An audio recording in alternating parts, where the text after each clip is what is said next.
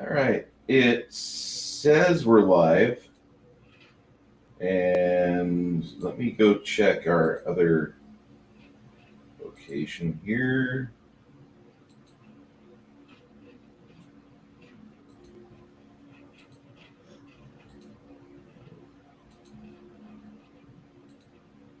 All right. All right. Well,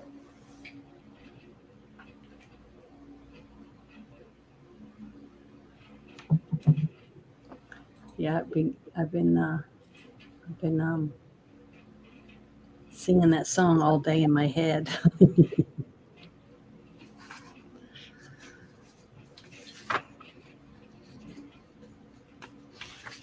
right. Sorry about that. We're having some technical difficulties there, and it looks like we're still streaming to YouTube, which is good. We'll figure it out. I'm sure I'll figure it out. I want to welcome everybody to tonight's stream. This is a guy or a girl, a guy, and a movie, episode 16. My name is Bruce, and my co-host with me tonight, as always, is the lovely Janet from another planet. Hello, Janet. How are you? I'm great. Thank you for having me. And hello. Hello, everybody. We're discussing one of your favorite movies. Am I correct on that, or is this? Yes, this is it was one of my favorite movies back when it came out. I remember just laughing a lot, and it seemed like everybody and their brother were all doing the "We're not worthy" and all that stuff from the Saturday Night Live skit. Because what came out in 1992, right? Yeah, I thought it was 1990 at first, but no, it was 92. I was already driving around in my big bomber of a 78 Thunderbird, and I went to go see this movie with some friends of mine first, and then I saw it again with my father because my dad wanted to see it, and he liked it. Yeah. I forgot that the start of the movie, within the first 15 minutes, you're listening to Queen. Yeah, in the car. The thing is, it came out on Valentine's Day, and I remember when I went to the movies that I saw lots of like young couples, I guess, hand in hand, holding hands and stuff. So maybe that's why I remember now, because I didn't even think about it being Valentine's Day, but I saw some of the websites that were talking about it. It said it came out on Valentine's Day in 1992. So that made me think about all the people I remember seeing standing in line and stuff. But it was the weekend, so they probably were on dates too. So that would have been it. But I just remembered that when it popped in my head about this movie. But I thought it was really good. But I liked Saturday Night Live. I don't know if a lot of people watched it, but it seemed like quite a few stars at the beginning left Saturday Night Live and became overnight like sensations at the box office. Yeah, Not like the original primetime players, but they're not ready for primetime people. Whatever they were called. Yeah, I know what you're talking about. We had the first go around with like Dan Aykroyd and John Belushi and all those. Chevy Chase, Jane Curtin. I'm trying to think of the other ones. Gilda was part of that, I believe. Wasn't Gilda Radner part of that? Yeah, Gilda Radner. There was just quite a few people. And then I remember, what was his name? It goes, One Wild and Crazy Guys, or whatever. That guy that was on there as a guest, Steve Martin. Mm-hmm. I believe he has the most, or around the most, either him or Murray have the most appearances on Saturday Night Live, not being a real member of the crew now. Yeah. Because I remember years later when Mad TV came out, I thought it was hilarious and loved it, because it had Stewart and a few other characters that became really popular. But the show was... it was a really good variety show, like comedy variety show, I thought. and it reminded me a lot of Saturday Night Live. It didn't have musical numbers and stuff like that, but No. even when In Living Color came out, it was I thought it was a lot very funny, and I really liked that show too. And it had a few stars on it. So I'm just going to say that Janet is a variety show, comedy / variety show connoisseur. Am I correct on this? Maybe I just like if it's going to be a comedy. I don't want. I'm not really into comedic movies too much. I guess I do like some of them, but I'm real picky about whether they're funny or not. Maybe that's why I tore the other one up last week because I just didn't think it It was as didn't age good as well. it should have been. Yeah, It but just at the time, we were you're like me, you're Generation X, and at the time we were really young. Cowboy Way was really made for us. Made for people that wanted to have some edge to it, but didn't have the experience and temperament developed yet. And so it sold very well to people our age.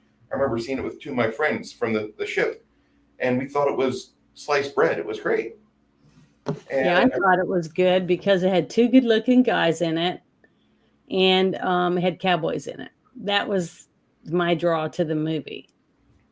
So but really can't complain with that because I don't think so. I mean, look at today. Look at all the shows that come out that are based on, cowboys and things like that. Today, they're still popular. Like what was it? Tombstone was a huge hit, and then you had Unforgiven, and then you had like Yellowstone TV series is really popular. You you know, got what? There's another one, Yellowstone, and then you have there's another cowboy or wilderness on a prairie type show. Not a movie, but it's a The series. Range or something. The Range. Yeah, The Range. I haven't seen it yet. I'd like to see it. And then there's another one. Isn't it 1886 or something? Mm-hmm. It's like a spin-off from Yellowstone. So there are quite a few westerns, so people still are into it. But that's what this movie was with Wayne's World. It was heavy metal, guys that like live with their parents and are never gonna do anything with their life, basically. But I'm watching this movie again this morning, and I'm looking at it. I'm like, I don't remember any of these bit players, the guys that were their crew that were helping them out at the uh-huh. at the TV They station. all That look like like beach bums to me. they look like they're. It looks like they are part of the crew that would go from party to party to party to party to party to party to party to party to party. And one of the characters actually he's really just kind of in the middle of that throughout the whole movie. He's just sitting there kind of stoned out of his gourd, and the psycho hose beast falls on the couch next to him through a skylight, and she dusts herself off, and she should have gotten a response like, what the hell was that, and he just kind of was there like, I think something just happened, but I'm too stoned. Yeah, that he looked pitiful through the whole movie. I mean, when they picked him up on the side of the road and put him in the back and they sang, you know, uh, Bohemian Rhapsody and stuff, he looked like he was about to spew. And that scene And when it's you, Garth pulled out the little Dixie cup and said, "If you're gonna hurl in this spew. or spew, yeah." But it was just so funny. It was so funny just because it's definitely impossible for someone to throw up in a Dixie cup, but I just thought it was hilarious. But his haircut, the expression on his face, I mean everything about Garth's character, I just absolutely loved. Um, I still did. I was really worried that I was after watching the Cowboy Way. I was really worried that I was gonna I don't know, just not enjoy the movie. You know what I mean? I Yeah. kind of went in thinking, "Oh God, why'd I choose this movie?" I know I'm not going to like it, or something. I just had that feeling about it. But then I started watching it within the first 5 minutes. I was laughing, so I still And thought it was really funny. I had that same thing happen too. I had the magic happen, and that's what I'm going to refer to it now is whenever you have a movie that's a little dated, It's been a couple decades since it's been on a first run in theaters, and you're watching it for the first time in a generation. Because I have this movie on VHS. I think I actually have it on beta. My parents actually have it on beta, Mm-hmm. and I want to say that oh my god, this movie meant a lot more to me than I want to admit, and I'm kind of ashamed to say that because I look at it now. I'm like, man, that's such a that's like a low bar, Bruce. And for the longest time, I just wanted to play D&D. I wanted to go through the military and have my day job, and afterwards, don't fuck with me, don't bother me. Let me play with my little figurines. Let me have pretend battles with orcs, and that'd be it. I just And remember this one scene. When I moved around a lot because I was an Air Force brat, right? of And I course, were you a military brat too, Bruce?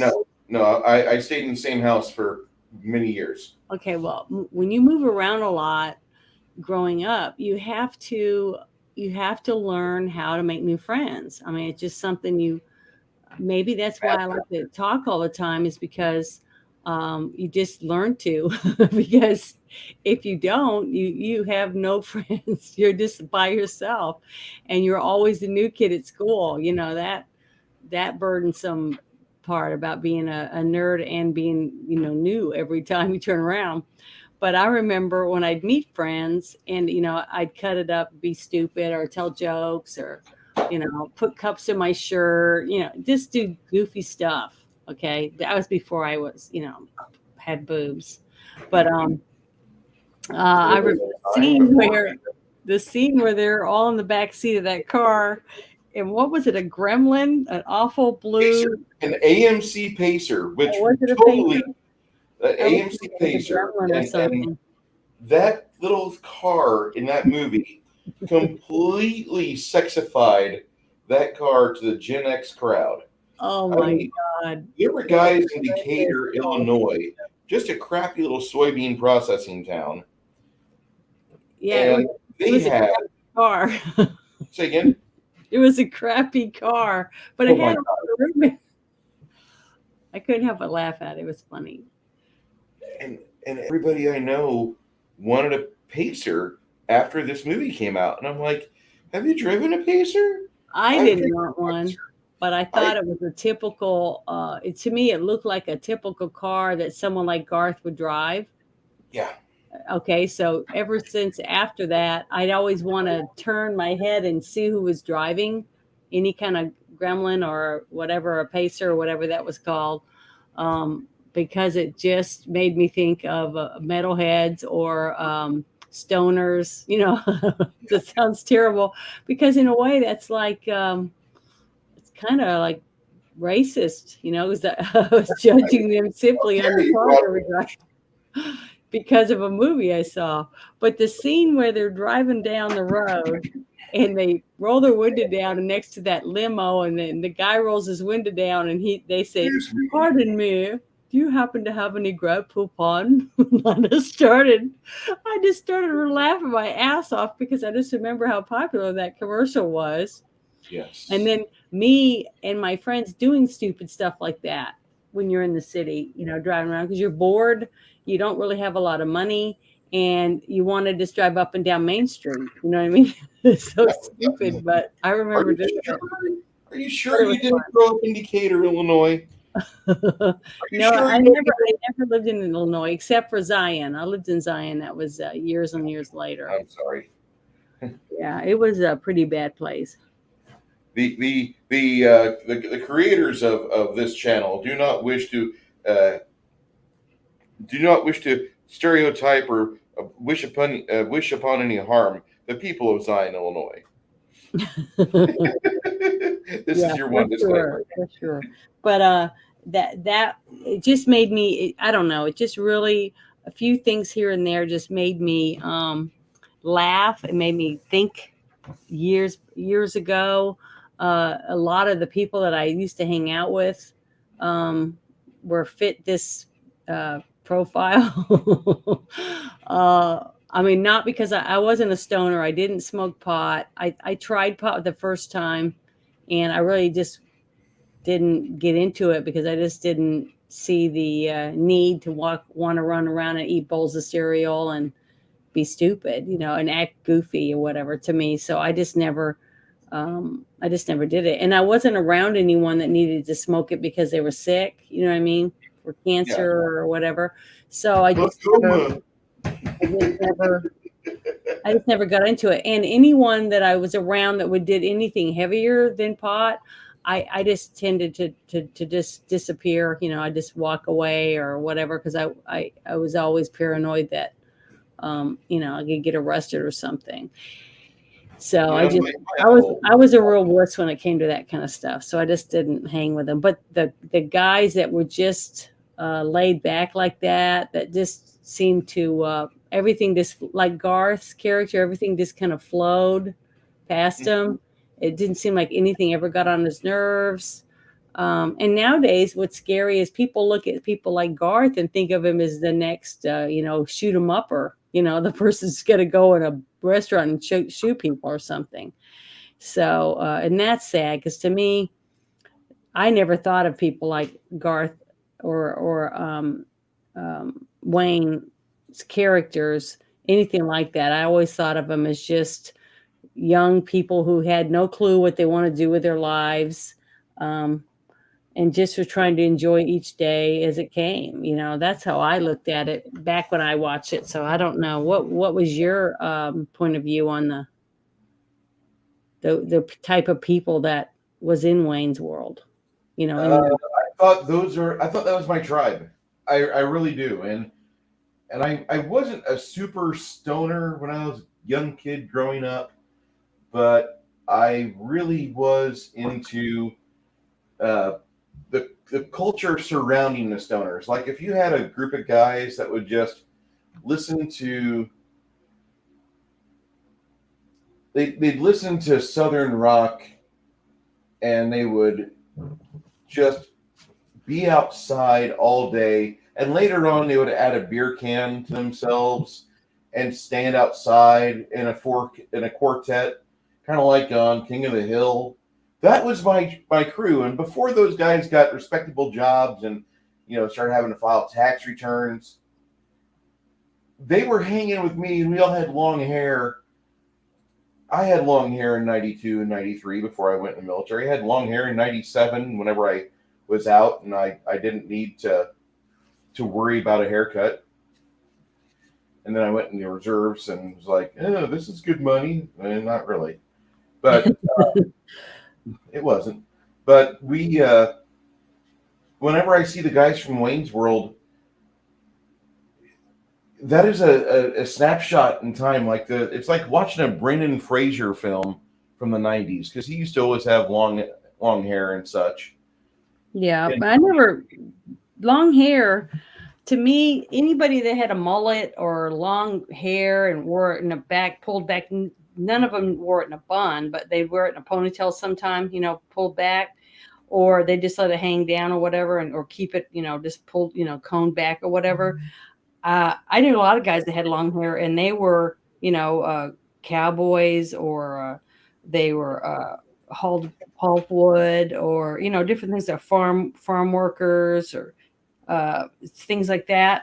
And I never thought twice about them having long hair, and them having long hair didn't make them a stoner or anything like that. In my wherever I traveled around, and a lot of guys had long hair, and my hair was real short. I kept my hair short, like a pixie cut almost. All my sisters almost all had hair on their shoulders or longer, and I kept mine short. Remember, I was a real big tomboy, but it wasn't because I didn't like boys. It was just that I didn't see the fuss to, feather my bangs just right, or spend hours in the bathroom fixing my hair with, gels and hairspray and everything. So I just kept it short, kind of like, I don't know. I think Christy McNichol kept her hair short, and there was other actresses that its hair was short that was on TV that I thought was pretty, not bad looking. So I thought it looked cute, and I kept my hair short. But There was quite a few ladies that did that. do what? There was quite a few ladies that in the early '90s, the pixie cut was like the Dorothy. Was it Dorothy Hamill haircut that led to the pixie cut? Uh, yeah, I think so. Maybe that's what it was, a Dorothy Hamill cut. My mom called it a pixie, so that's what I always called it. Yeah. And she would always take me to some lady, a friend of hers that traveled around. She showed up at like 3 different bases that we were at, and she was the one that always cut my hair. So it was like really weird. And then as it got older, my sisters were my two of my sisters were able to cut her hair. So, oh, you got some more naked porn bots in your chat. It looks Oh, like. I forgot. Ah, I just looked down let me edit. Let me edit my video. because I sent a message. I sent a hello to Manowar, neighbor of the beast, and that's when I saw your porn bots. Came to see you again. Us came to see us. Thank you for stopping by, Man of War. Yes, thank you. And, but yeah, I was never like that. I mean, I didn't care if the guy had long hair or not, and it didn't make me think that, oh, he's a girly man or something, like a lot of people would say today or a few years back. To me, hair had nothing to do with whether you were a guy or a gal. I mean, it was just whatever you felt like wearing it. I even knew people, and I don't think I've seen it in a long time, but they called a rat tail. oh my God, I've not seen a rat tail in 2 decades. Yeah, it's been a long time, but I went to school. I remember going to school with a few people, and they had that little long, it was either, 3 or 4 inches longer than the rest of their hair. And then I knew a few guys here and there that had mohawks, and a few girls that had mohawks. So, just depending. When I lived in Spokane, Washington, with lots of guys that had mohawks and stuff. So it just depends. Where you're from and what kind of people you're hanging with and stuff. But just some of the one-liners and stuff in this movie were just, it just brought back so many memories from, when I was younger of the things that people would do. Like, let's see, when the part where Garth asks Wayne if he's going to get married to, what was her name? The Dream Girl, Donna Dixon? No, the other one, the girlfriend that played the guitar and sang. Oh, Tia Carrera. Yeah. And in this movie, her name was Cassandra. Yeah, Cassandra. And he asked her, he said, "Are you going to marry Cassandra?" And he said, he just looked at him and like did with that expression that he gets where he's like shocked for a second. And he says, "Marriage is punishment for shoplifting in some countries." So I thought that was so funny. But it was almost like I don't remember it, but then it would hit me in the back of my head that, oh yeah, I remember when they said that. But it was still funny, even though it would not, a lot of the stuff that he said and some of the things that he did, I don't think they would make the movie today with that same stuff that was in there. But No. like when the one line really just shocked me, I was really shocked. When he said, when Wayne said, I'm trying to remember. Let me see. Yeah, when him and his girlfriend got in a fight because she was going to go to make that music video, and he said, and she said, "Can you be any more insulting?" When he accused her of taking the pole or whatever from what's his name, the ass kisser guy or whatever. Yeah. Rob Lowe's character, can't remember his name, and he said, "Yeah," like that. Oh, I was like, dang, that was a low blow. I definitely would have told him to get the hell out. Benjamin Oliver was the character Rob Lowe played. Yeah, he was funny. Noah He did a Vanderhoff. really good job at playing a total dickhead. He could have made a career out of that because he does it really well in this movie. Yeah, he did very, very good at it. And, but that was who he was supposed to be. And the scene where he had to keep getting out of the car over and over again because they did the Scooby-Doo ending and then they did the happy ending. The Yes. 3 different endings. That was really funny, and all the characters that did really good in that. But I couldn't remember Mr. Big. I kept thinking it was going to be somebody different, but I guess he was a famous guy back then. I don't recognize him or know who he was, but supposedly he was a big person because they had like Alice Cooper in it. That was really cool.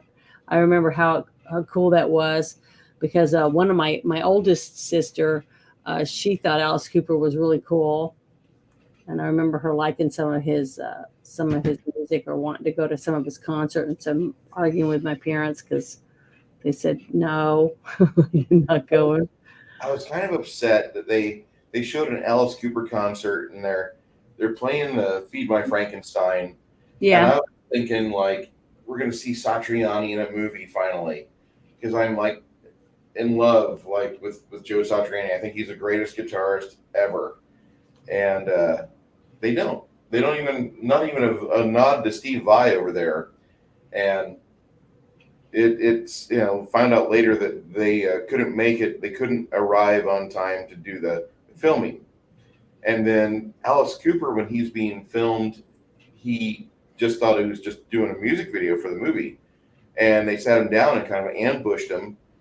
But Cooper is kind of a history buff, so when he's talking about Milwaukee, that's kind of him not really acting. He's just kind of being exactly the geek that he is in real life.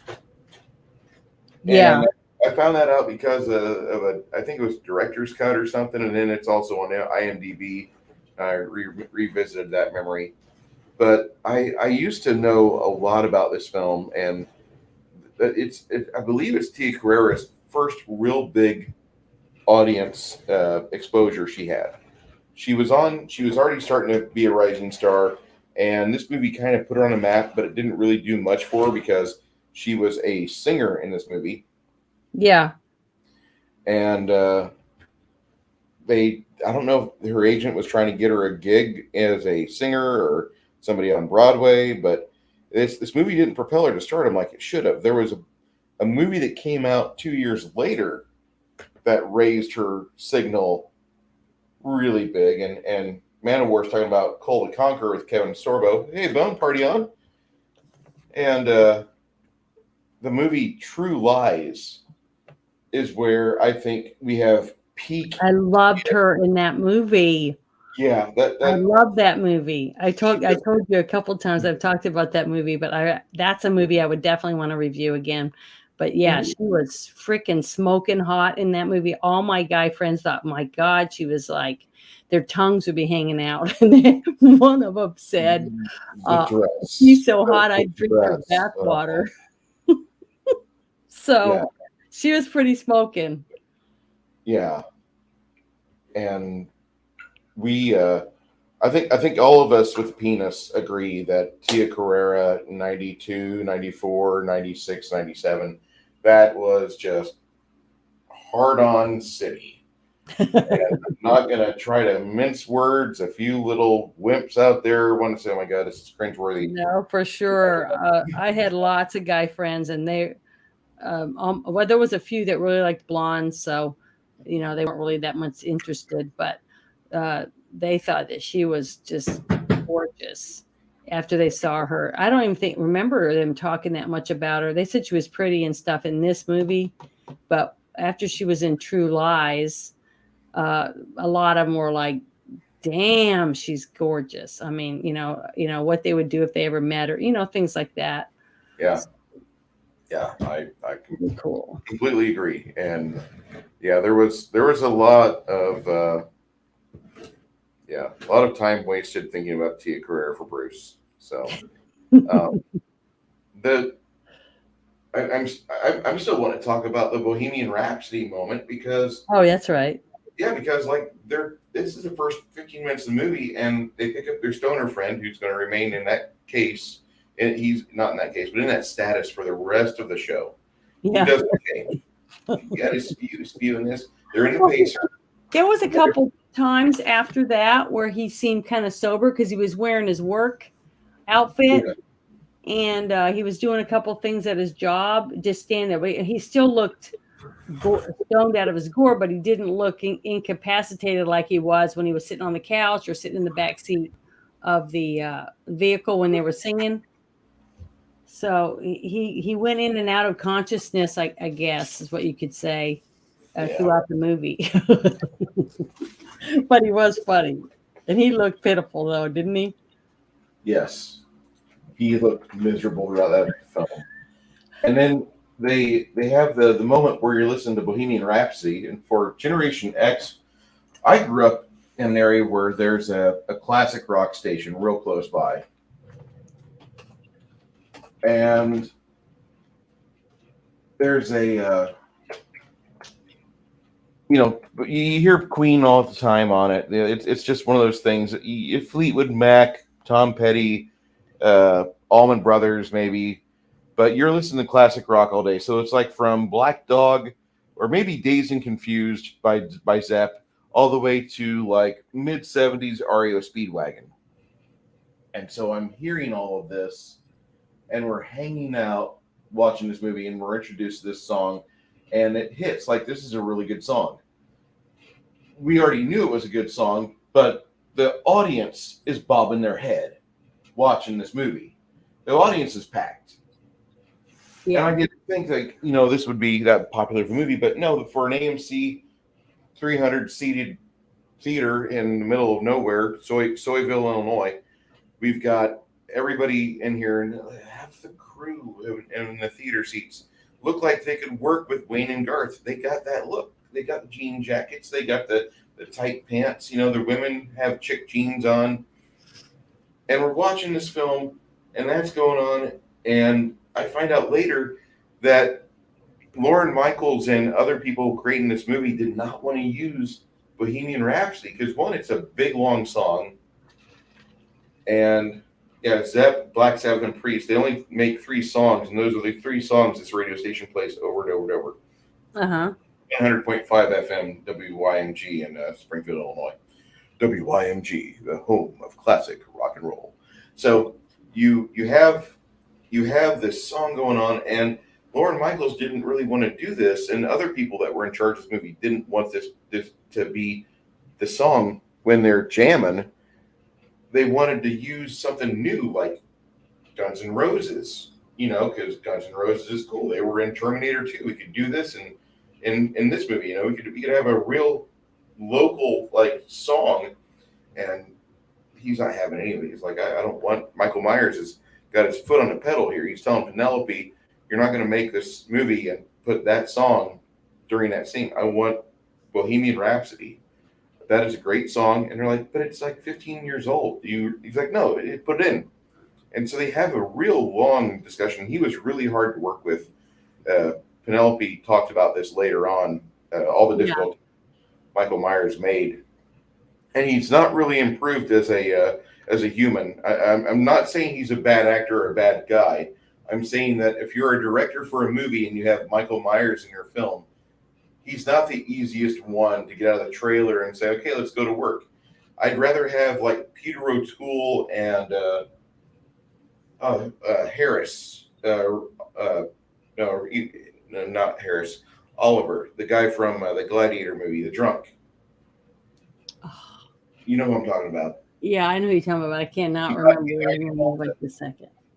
He died in Malta drinking a bar one night with some Portuguese sailors, arm wrestling, and then he had like 36 shots of vodka and shit, and he ended up dying that night. Oliver Reed. Thank you, man. My fucking hero. And I can't remember his name because I'm an idiot, and I lose names sometimes of important people or events, but Oliver Reed is my hero because he lived the life he wanted to live.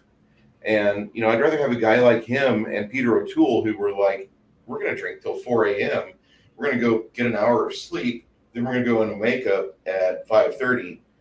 And we're going to smell like alcohol the whole day. But we're going to film this fucking movie. Yeah. And that's the type of men that need to be raising these fucking kids out here. Because these kids we have today, I go to work at 7:30. And I got coworkers that are just a few years younger than me. And they're not able to show up for work because they had 1 or 2 beers extra. Sunday, I killed 2/3 of my bottle of tequila within like 20 minutes of trying to shoot a video. So from now on, I'm going to have a stand-in for my tequila. So, I'm like, It won't be me. I don't really go for tequila myself. well, Makani and I, we had a good stream together, but I don't think he realized just how addled I was, and I was enjoying the hell out of myself. But we had a good stream on Sunday, and then last night or this morning he popped up to 1,000 subscribers. I'm so proud of the man. I'm almost there myself, maybe, and I mean we're about ready to hit it. Succeed as one sort of deal, and so he did that. I'd like to give a small shout out to Makani Draws. He hit 1,000 subscribers today, fucking A. And he's like the same age of these guys that I know that I work with, but he's not one of those guys because when he's off work, he's not out there smoking pot, drinking beer, wasting his life. He's at home at his desk 8 hours a day with a pen in his hand, inking stuff, making art. Which is why I got into the art stream as I did on Sunday, because that's my jam. And I really am proud of him. But he's one of the few young guys I know that he's gonna, I've only slept for about 3 hours, but I got to do this stream. All right, let's do it. Come on, we're just sitting in front of a camera. We're not out there doing backbreaking manual labor and having to follow these blueprints directly for landscaping. We're not doing intensive stuff. We're bullshitting across the continent on a broadband connection. That's it. So anyway, I was discussing music and we got into Oliver Reed and then we got into I want the ideal world would have more people that would be like, I'm not at my best right now, but I've got to put through my 8 hours. Yeah. I really do. And so all these people finally agreed to follow with what Mike Myers said. We're going to have Bohemian Rhapsody used, and this pacer is going to be bouncing down the road. I think it was, I forget what city it is in Canada where they filmed this at, but they tried making it like Aurora, Illinois. And Mike Myers tried to, they wanted to film it there, but the more Mike Myers looked at it, he's like, we can do it for cheaper in a town just like it north of the border. And he did a really good job because they have a good vibe in that film where you think it's Aurora, Illinois. Now, I'm not an Aurora native. I'm not going to try to tell you. I've been in Aurora and I've never seen this donut shop. No. I don't know Aurora, Illinois. I know DeKalb. I know other towns around that spot, but I don't know Aurora that well. And I just wanted to go and be somewhere where I would be able to enjoy myself. And in that movie, it feels like you're going to a little nowhere spot in the middle of Illinois, which is really north of the center of Illinois. It's really close to Chicago, in all honesty. Chicago's in the northeast corner for those of you that are geography challenged. Okay, it does not encompass the whole of Illinois. Chicago's just like it's just one city.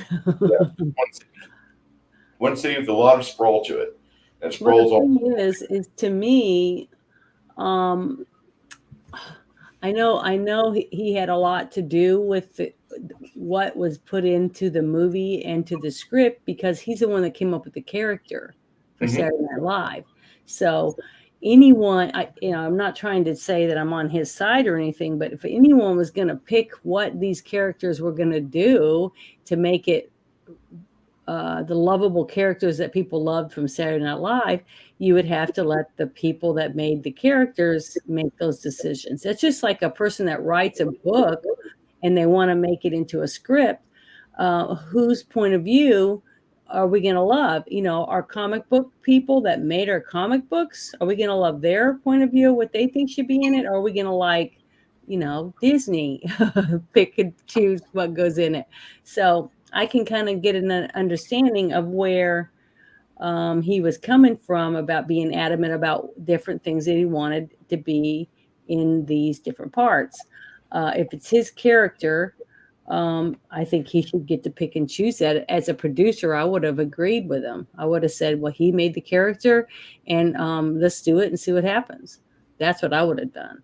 Now, I wasn't a producer for it or anything, but I sure wish I had been nowadays because they made some good money off of this stuff. And the characters were awesome. I loved them. That whole scene with the guy, comatose guy in the center in the back seat, and they start singing. The next thing you know, he's singing along with him, and he's headbanging to the music. So it just looked like a group of guys that loved hanging out with each other, loved the same music, loved doing things together, and I just love the whole aspect of that, having best friends and being there for your friends. Because they could have been out drinking and partying and hanging out at the park or whatever, but what were they doing? They were going to pick up their friend that they knew was messed up, Yeah. and they take him somewhere to get something to eat and try to help him out of his stupor. Now that to me would just showed good character in the care of each of the people that were, friends, and they were stoners. They looked like stoners, but they weren't really stoners. They were just people that liked going to the arcade and playing video games and making the videos, Wayne's World videos, and putting them on TV. So I love the scene where he's doing the suck and cut. Garth is sitting there on the couch, and the guy comes in with a vacuum cleaner. yeah,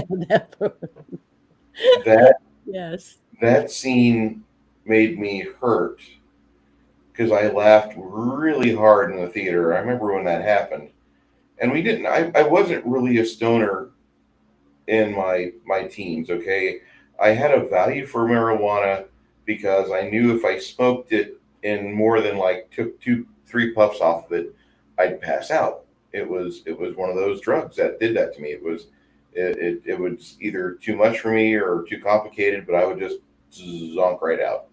And so I didn't really value marijuana that much because at the time I really liked being awake and doing stuff, and let's go more, let's go biking, or let's go do something. Let's marijuana was told me like, hey, it's gonna be time to chill out. And so I didn't really appreciate it much until I was in my 30s and I had gone through some career changes. And a friend of mine let me take a hit off what he had one night. And I'm like, this is actually kind of cool because I was feeling stressed out from work before. Now I have a purpose for this. This is not a drug. This is something that could be used as a opiate. I like it, Mhm. and I still have that same mindset about it. I just don't do it because it requires me for my income to continue for me not to show that I've ever done marijuana in the last month. Yeah. So that's where my existence is, and I don't have a negative connotation to people that do that drug. My uncle was a professional drug user, and he passed on in not May, in April of 1988, and it was from harder stuff than that. He graduated out of the marijuana leagues and gone into the harder things like what Hunter Biden's frequently shown doing, and it involves spin. But it's just one of those things that I just value the hard drugs. Like, and when it's over, this is what you do. And I don't want to do that. I don't want to partake in those things. I really don't want a drug addled life. I like my caffeine. I like my alcohol, and I like being able to have pleasant conversation or at least exchange of ideas. And those drugs really don't let me do that. I don't really Well, get my point across the way I want to.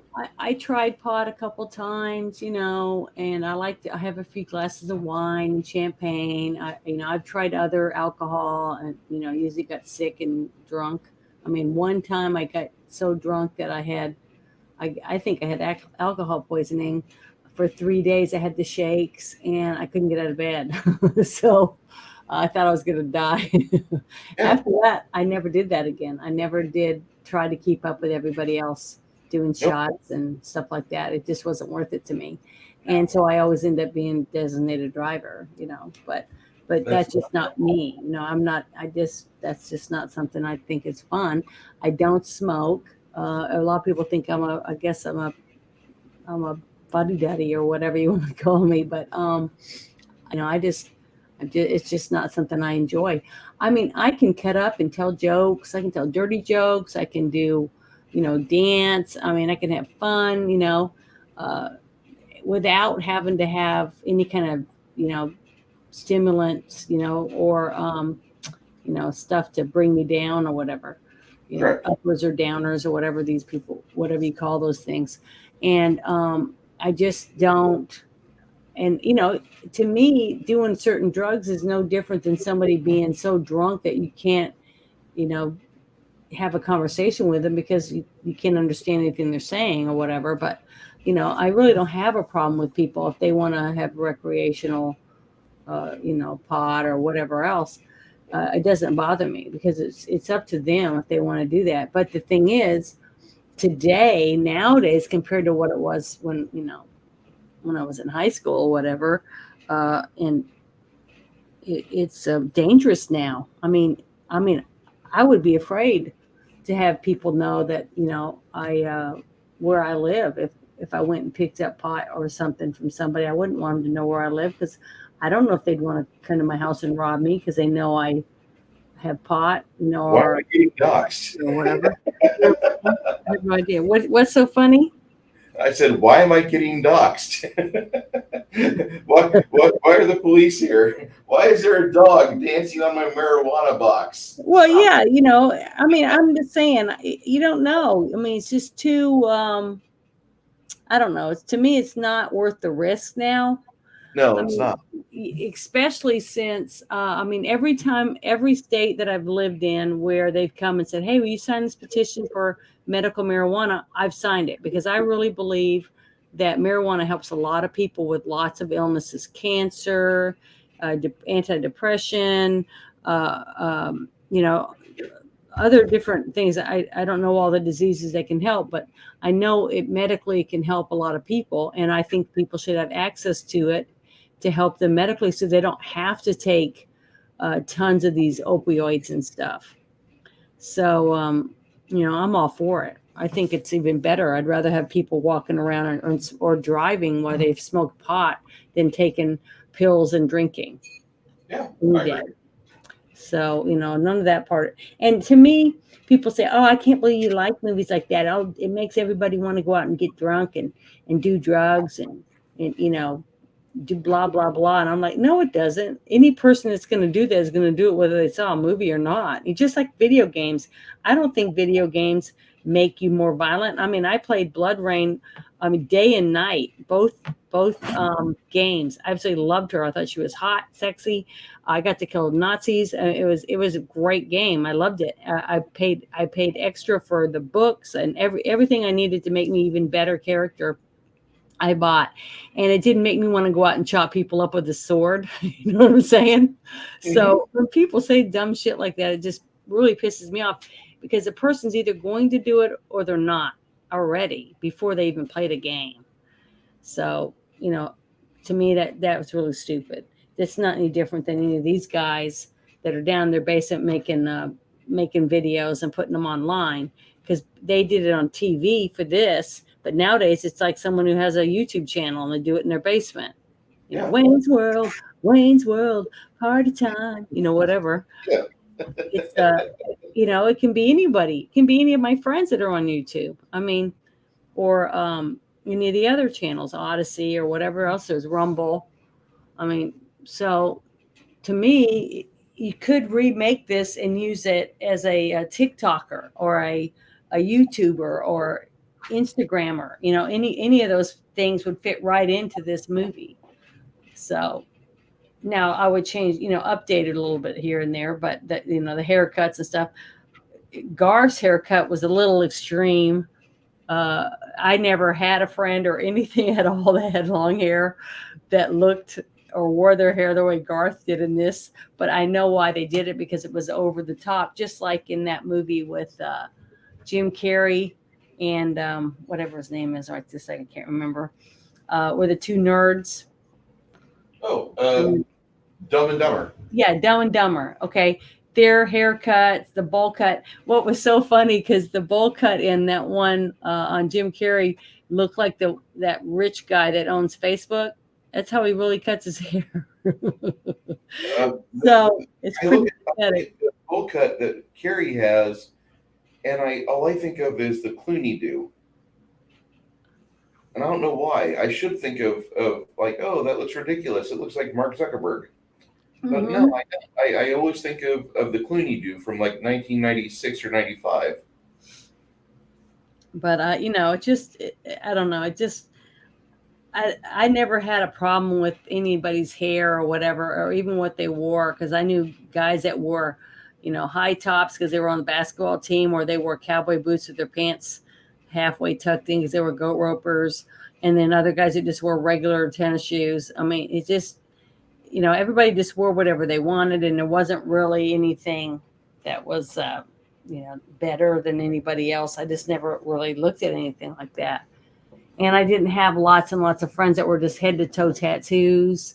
It was a big mixture. Even when I lived in the Philippines, and when I lived in Spokane, and when I lived in Florida, wherever I went, it just seemed like everybody was themselves, and everybody fit in. Nobody cared, about extreme this or extreme that. Like I just, it always ends up going back to politics, because it just seems like we're being, which they took a big football field of people that, just say you're all out on the football field, all mingling, all races, tall, short, fat, skinny, just a big mixture, and everybody's having a great old time. And then they start blowing the horn, saying, get out, and go towards the exit. And there's one exit, and everybody's tunneling in a bottleneck to get out of this one big thing. And that's our government pushing us into this narrow tunnel of where you have to go and who you can be with. You know what I mean? It Yeah, just feels like that's where we are right now. That they took all this diversity and they crammed it all together and said, nope, nope, nope, you can't do that. Everybody's got to do this. And then they're cramming us down this tube and taking everything that what made the late 80s and the early 90s and late 90s basically good shit. There was good movies, there was good music, there was good, just so many fun things to do, places to go, things to do, people to meet.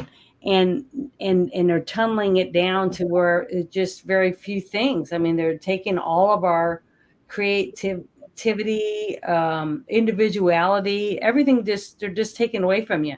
Even like now on YouTube, you can't even, if you just lean one way or the other, instead of just being able to be diverse in all the channels, if you say or do something they don't think is, you know, fit or whatever, they just nuke your channel, or, tell you you're not going to be monetized because we don't like what you have to say. When it used to, when YouTube first started, it used to be very open, it was uh, very rough. to a certain degree, you don't want criminal activity and stuff on there, but to a degree of keeping people safe, but letting people be who they are and do and say what they want. And if people like them, they're going to tune in. If people don't like them, it's just like, anything else. If you go to a store, you enjoy what you buy there, you're going to keep going back. If the store sucks, you just don't go back, and it goes out of business. That's how it should be done, but that isn't how they choose to run it. And I just have a hard time with that.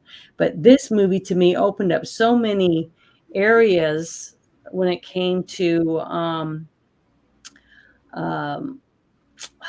the target audience for it. I knew they were targeting people like me at the time that was open to accepting these characters, but and they also made fun of certain areas without, uh, not pointing the finger at themselves. I don't know if I said that right.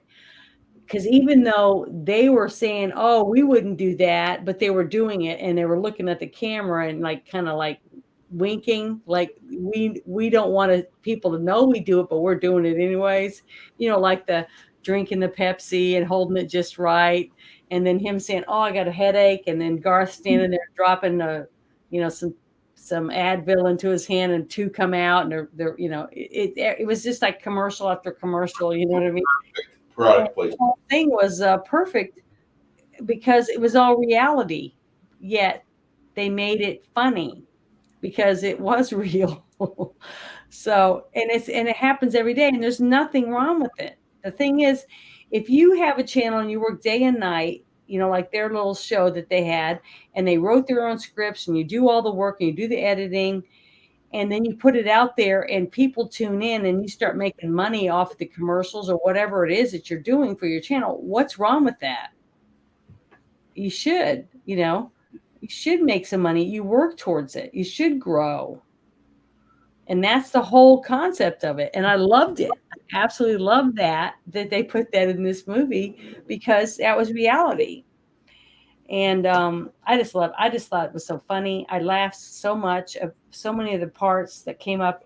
The scene where every scene where little Garth is sitting there and he looks up and he sees his dream woman and her hair starts to blow, and she's all of a sudden very dramatic and breathtakingly beautiful to him. And then his chair just slams back and he falls on the ground or whatever because he's being hit by love or whatever you want to call it. It was just hilarious to me. And I laughed every single time. This time I watched it, as I did before when I watched it, the few times that I did watch it. So there's something about it. Do what? There's something magical about this movie. It really is a well put together, very well paced film. And this was kind of at the start of the second generation, not the second real generation of Saturday Night Live people, but this was the second time where Saturday Night Live had a group of big movies come out because their new cast was so well thought of by the movie going public. And you had a bunch of bombs in the 90s. This came out first. It was the first movie since the Blues Brothers that Saturday Night Live made that got over $100 million at the theaters. So then they came out with Pat, and then you had the guy, I can't even think of his name. I just saw him. He was the security guard in this movie. He died at the age of 33 from a speedball. The fat guy. Living by a van down by the river. That guy. Oh, yeah. He was awesome. Yeah, he's like, Tommy want wingy, that actor. Yeah. Oh, I can't remember his name. I used to be brain dead. Yeah. But yeah, I loved him. Was it John Candy? No, not John Candy. No. Chris Farley. Chris Farley, yeah. Chris Farley were only yeah, he died too. But yeah, Chris Farley was adorable. Oh, I loved him in that one episode when they had that guy from Dirty Dancing. Yeah. And they did the strip. They were like trying out to be one of the strippers on that traveling strip show. It was so funny. But yeah, this back when Saturday Night Live was just really, really good still. I loved it. And that's what was so funny about this whole thing too, was the fact that Garth and Wayne talked directly to the camera, like breaking the fourth wall or whatever, like Deadpool did to the reader. Okay. So I like that aspect. I love that they kept bringing in all the different things from different movies and stuff like that, which I thought was just hilarious. And the whole thing with the whole ads that they put in, is blatantly obvious that they were, selling Pepsi or Doritos or whatever it was they were doing, because it was just funny, and they made it funny. Adidas outfit. The Adidas outfit's what broke me. But the thing is that the scene where I loved all of that because it showed romance in blossoming. You had Wayne, and you already knew he's a player, even though he still lived with his parents, that he didn't have any problem getting ladies because he had this really pretty woman, Stacy or whatever her name was, Laura Finn Boyle. I mean, she's hot too. She's a good looking woman. And she's, just following him, stalking him. And she was good looking, even in this, for somebody who is like psycho much, and stuff all the time.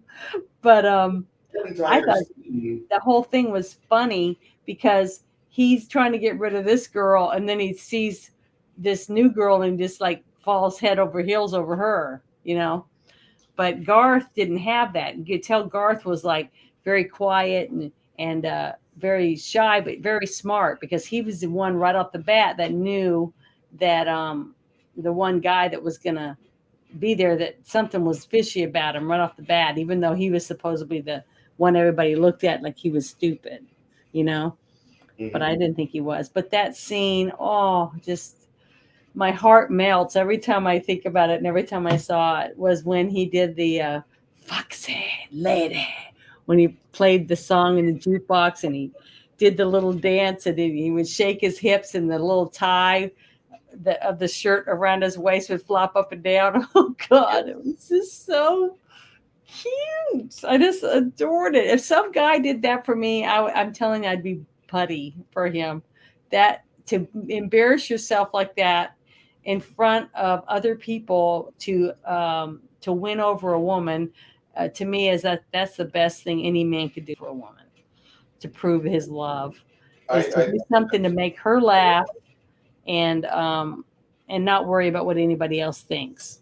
I just love that scene. That's not my favorite scene though in the movie, but I just absolutely love that scene. I thought it was so adorable. What they did you think about that scene? It worked, and I think I tried doing that for a young lady when I was growing up, and it didn't work for me as well as it did Wayne. Wayne had a lot better luck with that than I did. In fact, when I was trying to dance, I remember I fell. So we don't really talk about that too much. It happened. Oh well. But Just I just thought that was the whole thing about, and then every time, one of the guys would, whenever Wayne would see his woman, the song Dreamweaver would play, and there'd be all sparkles around her and stuff, which I thought was awestruck, type of thing. I thought that was adorable, because even though, you know, certain people would say that that was more of like what would happen in chick flicks. To me, it wasn't really a chick flick. no. Um, And guys think about stuff like that too, because we have media like Wayne's World, and we do want to see our dream woman bussing tables with her hair billowing around and watching her shirt, her third button down, unbuttoned, kind of the collar is getting tugged by the wind, and you can almost see the memories of greatness, and you're just happy because you're thinking of your favorite obsession, and it guys think of stuff like this. We don't talk about it much, but guys think about stuff like this, and we probably obsess about it more than women do. But we also will put in the work to do stupid things to secure those people in our bedsides. We will. And when a guy will do that for you, you know you got your man, Janet. You know you're done hunting. well, He's I up there. remember I saw this one guy. He was at a rival school. Okay, I didn't like sports. I didn't really play sports, but I did go out as a cheerleader for 11th and 12th grade, just because people told me, because I was such a tomboy, they said that I would never be able to do it. So I had to do it just to prove that they were wrong. But I remember I went to I guess it was a talent show or something, and there was a guy up there, and he was dressed up as one of his favorite rock band lead singers or whatever, and he was doing the head banging and all that stuff, and it was just, I just thought it was hilarious, and I laughed and everything, and I went up and told him what a great job he did. I don't think he won or anything, but um, I just thought it was impressive that he was willing to go up there and just be what he wanted to do and not worry about what everybody thought, and that impressed me. So I remember going up and talking to him, and we went on a few dates, and he was we were friends for a long time.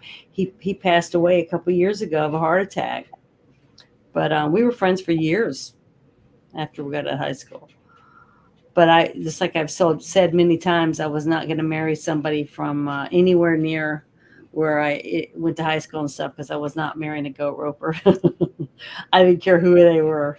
So I didn't date for long periods of time. I'd go on a few dates here and there, but I was not one of those people that was going to say, um, I met my dream man or whatever, because if he lived there, he wasn't ever going to be my dream man. I did not want to end up there. So I was adamant that when I graduated, I was leaving. I was one of those people. So I empathize. I escaped my public schooling and went to the U.S. military. And about 90 days later, I was getting sworn in, and then we went to Great Mistakes in the Lake. oh yeah, my dad always said that he's going to sound a little non woman like, or whatever you want to call it. Wouldn't fit today, but he always told us girls that he didn't think that women belonged in the service. So he didn't want any of us to join the military. So none of us did. All right. Rob Lowe plays the slime ball in this movie. Yeah. Tia Carrera, I don't think she was really looking to provide much to him. I think she probably would have if she realized that she was getting Weinsteined, but I don't think that she would have been willing to go all the way and put herself underneath him like she did Garth. I think she realized that she had something with Garth, and it would be hard for her to with her character. I think it'd be hard for her character to find somebody else that would make her laugh like that, because he just seemed like a total d-bag. He had a very Yeah, I definitely felt that way.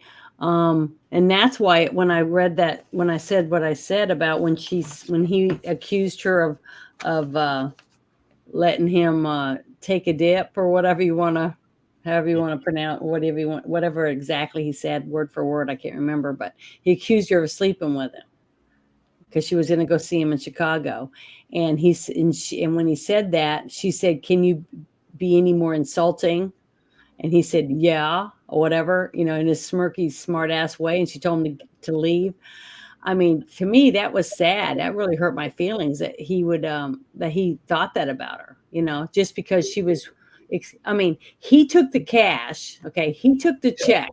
He sold his show because he didn't read the fine print. It wasn't her. She had nothing to do with any of that. And then he sees her when he goes to meet the guys, and she gets carried away, but she's actually talented and can actually sing and has a really good band. So he was jealous. To me, he was jealous of her maybe being successful. Okay.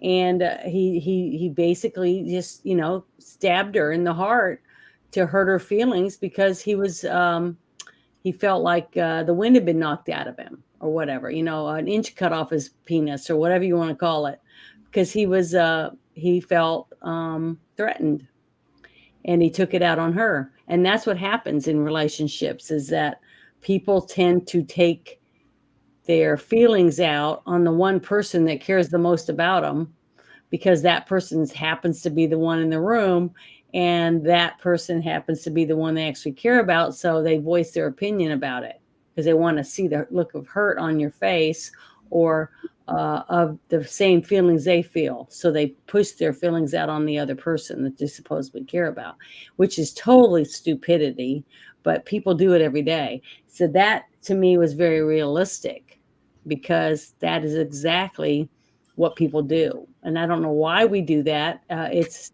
stupid human nature for us to do that, because we always do it to the one person we shouldn't do it to. The one person that's there for us, that would back us normally for anything and that we should back, is the one person we end up hurting. Why? I have no idea.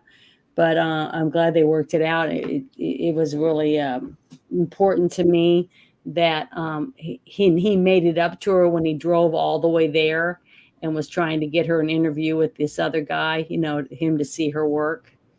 So that made up for how he treated her.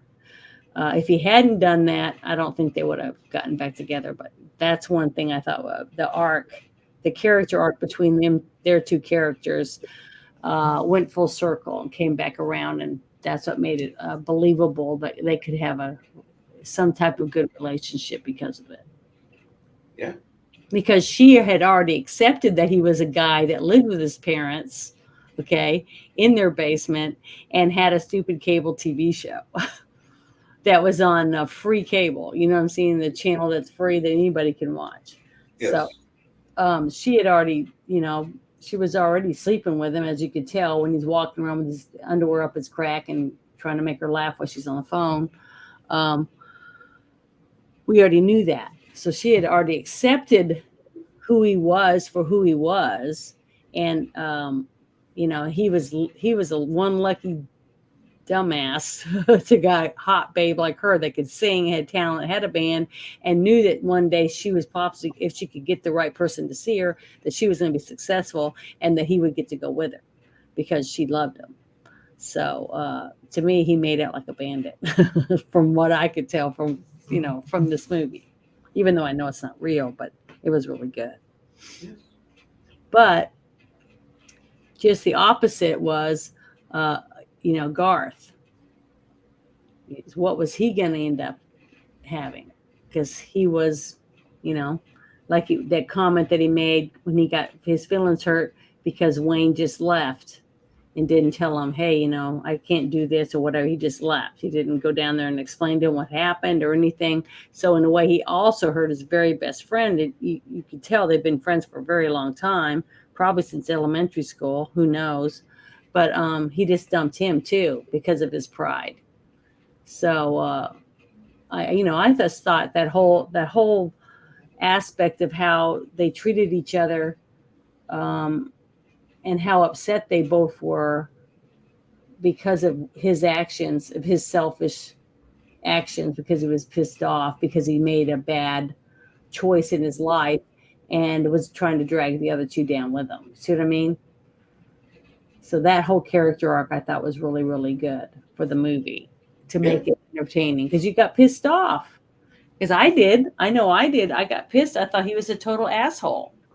And he hurt them. The two people that cared about him the most are the only two really that got hurt, because nobody else gave a shit. So that's what I thought that was really good. I have to go grab something from the kitchen real quick. I'll be right back. Oh, okay. Something else. I was trying to find it on my notes. Oh, and the part where the whole thing when they're sitting on the couch and they bring out a really pretty poster like you would hang on your wall, and I can't remember the model. Darn, I'm so bad with names. But when they brought that poster out and they're both going to give her a rating, and they, instead of rating it like she's a 10 or she's a 9, they gave her a swing. I thought that was funny. So I don't know why that ever went out of style, because I just thought, what's wrong with a young guy going to, you get the swing rating from me. And then when they made the comment that she got the tent pole rating, I thought that was freaking phenomenal, because you just can't talk like that anymore. A man can't, say funny stuff like that about somebody being really, really hot or anything. I mean, and women can't either. If you say something about some guy looking really hot, and because of what he's wearing, or because he's got 5 o'clock shadow or something like that, today, with the group of people that are like feminists or whatever, they'll say, oh, well, that's you like those knuckle dragging cavemen. I don't know. I just don't understand. It just seems like no matter what you say, if you're a straight woman that likes real men, or you're a straight guy that likes a real woman, that acts like a woman, that wants to be a woman, there's something wrong with us, and I know blacks and Asians and Hispanics. I know lots of people for the different races that feel the same way as I do. They just want to be a man. They want to be a man that likes women, and women I know women that just want a man, a man that wants to hold her when she's afraid, uh, open the door for her, pull the chair out, and she wants to go in there and make him a really good meal to eat, and they want to sit on the couch and hold hands and watch a movie together and maybe snuggle and stuff like that. What's wrong with that? What happened to where it's wrong to want to be a man with a woman? It just we're in clown world. That's all I can think. Because this movie was great. I mean, some of the things that they did, yeah, were over the top, but they were meant to be because it's a comedy, and it's based on two characters from Saturday Night Live. But the thing is, they had a lot of reality in it. A lot of real life feelings and things that could happen between relationships. Not so much that someone's gonna come rushing into your basement and give you a record deal or something like that. That part is way out on left field. But the whole part of their feelings and how they treated each other and how they overcame uh,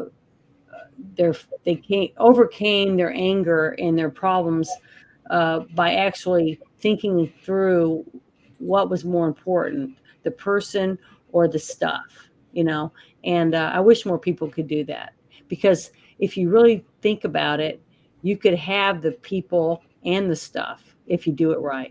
You don't have to take one or the other. You can have both. You just have to take a little more time thinking about what is important in your life and what you want the rest of your life to be. Now, this movie speaks to you on a lot of different levels because we're watching it back in '92, and we kind of wish we have our own cable access channel that we can broadcast. Yeah. And every one of you in chat, every one of you watching this on the restream, you're gonna feel this here in just a second. But you are Wayne and Garth. Me and Janet are Wayne and Garth. And we have kind of taken the spirit of independent broadcasters, and thanks to companies like YouTube who allow us to walk on this bridge, and there's other companies with their own bridge that you can walk on as well, we get a chance to do this. And one thing I kept noticing throughout the whole movie was the fact that no matter where they went, everybody in Aurora knew who they were. Party on, Wayne, party on, Garth. And then the car drives off. It's full of Betty's. They're wanting to do their own thing. They got their own stuff. But hey, look, it's Wayne and Garth. Hey, they're those two guys are famous. They're locals. We love them, and they got that everywhere. So much that whenever they go into a music shop, and that's probably my favorite scene in the movie, is the music shop scene, because you have the sign up there where it says absolutely nobody can play Stairway to Heaven. Because I'm sure they heard it so many times they wanted to kill someone. Yeah.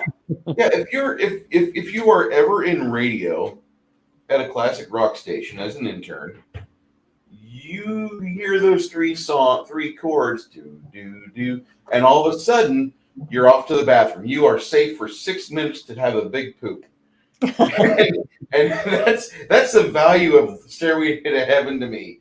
And you can go poop at your heart's content when that song comes on. You got time, kid. Don't worry. But this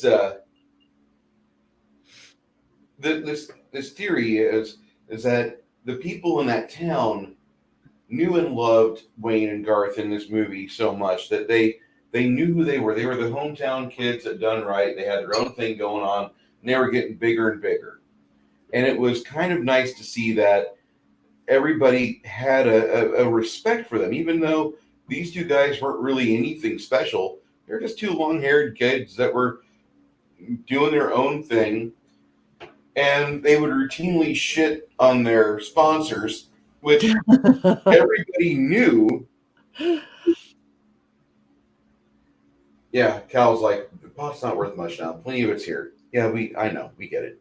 But the thing is that they had a entire community that was willing to kind of back him up. They were all going to watch Wayne and Garth, but people would probably watch this on a VCR tape that they'd recorded the night before, and they would probably enjoy one or two episodes a week.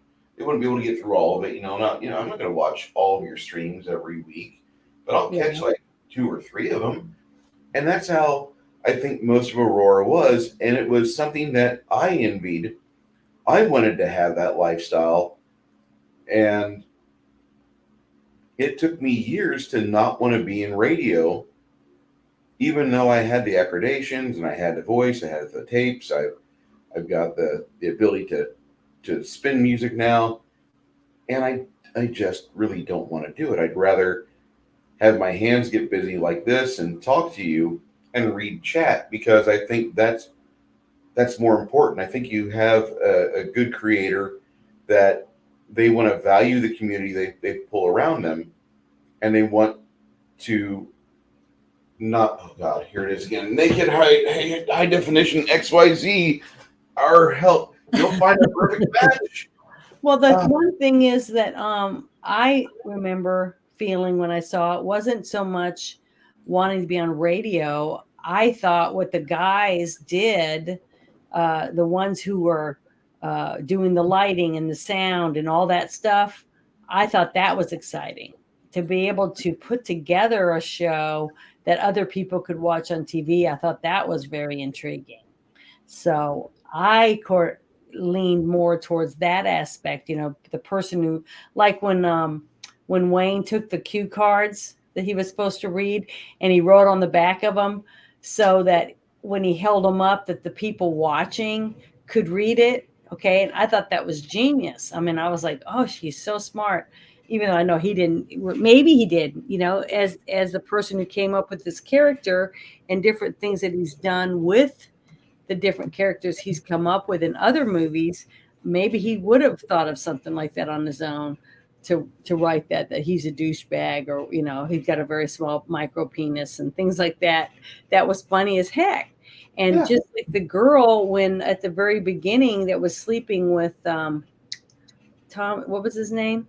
The actor, Rob Lowe. Rob Lowe? The girl that was in bed with Rob Lowe at that time. And she's like, everybody loves them. These guys are funny. They make you laugh. And he was like, wow. He was really intrigued by him because he wanted this advertising deal for his business with this guy that does the arcades, and he makes money. So he was like, I'm going to use these guys to sell to this guy. You know what I mean? He was going to basically use Paul to screw over the Piper, that type of thing. He was going to use them both against each other to get the money from one and take the stuff from the other one to make money from the other, like that, basically in his mind. And he was thinking about it. So that's how the whole thing starts, because you got these two goofy guys that are making videos out of the basement of their house, and they do the whole thing with the swing and the party on, Garth, whatever type stuff, and because it drew in the young, I don't know what you call them, not so much just potheads, but it drew in that group of people that he thought he could sell to the arcade owner. So, that whole aspect of the story to me seemed very believable, that somebody like him could pull one over on these guys. And he did, and he was able to be successful, but Garth knew something wasn't right off the bat, even though this is some guy that, everyone else looks at him from a distance and just kind of scoffs at him like, oh, what a waste of space. You know what I mean? But he was basically smarter than Wayne when it came to certain things about life, about potential harm that could come because you can't trust this person. So I wish a lot of people had a little bit more of that intuitiveness to be able to pick up things when they see something and say, something's fishy's going on. And it would save a lot of people a lot of heartache. But it's just the way it is when it comes to reality, is that we can't always, um, have that little guy on our shoulder telling us, I think this is a bad idea. Don't do it. I mean, I wish we all had that. I wish it was easier, but I don't know. I just thought that the real quality of things that actually go on in people's life was all intermingled in this, fantasy uh, of a story about two guys that make it big and then go back down to being nobodies again in the basement. I mean, to me, that's basically what happened to them. And I thought it was really, really good and very entertaining and funny. And they kept they could have went back on Saturday Night Live afterward doing the same skit, and it wouldn't have made a difference because it didn't take anything away from the two guys that were in their basement making videos. No, You know what I mean? this So movie. they were still who they were. They weren't changed from those characters, so they could still go right back and be the same characters again. If I remember right, they kept doing it for a little while longer. They did it so long they made a sequel movie not long after this. But it wasn't until I think it was '95 was the last time I saw a brand new Wayne's World, and I think Dana and Mike were just kind of done with these characters. Yeah. And I'd like to say hello to Mr. Wokebreaker. How you doing, sir? Um, I, I I I think this movie hit me on a lot of different ways, and I think you kind of felt it too. I think you feel it too on this film. Um, we have we were kind of inspired by Wayne and Garth, and if it wasn't for this silly little skit come out on SNL, and this was Mike Myers' baby.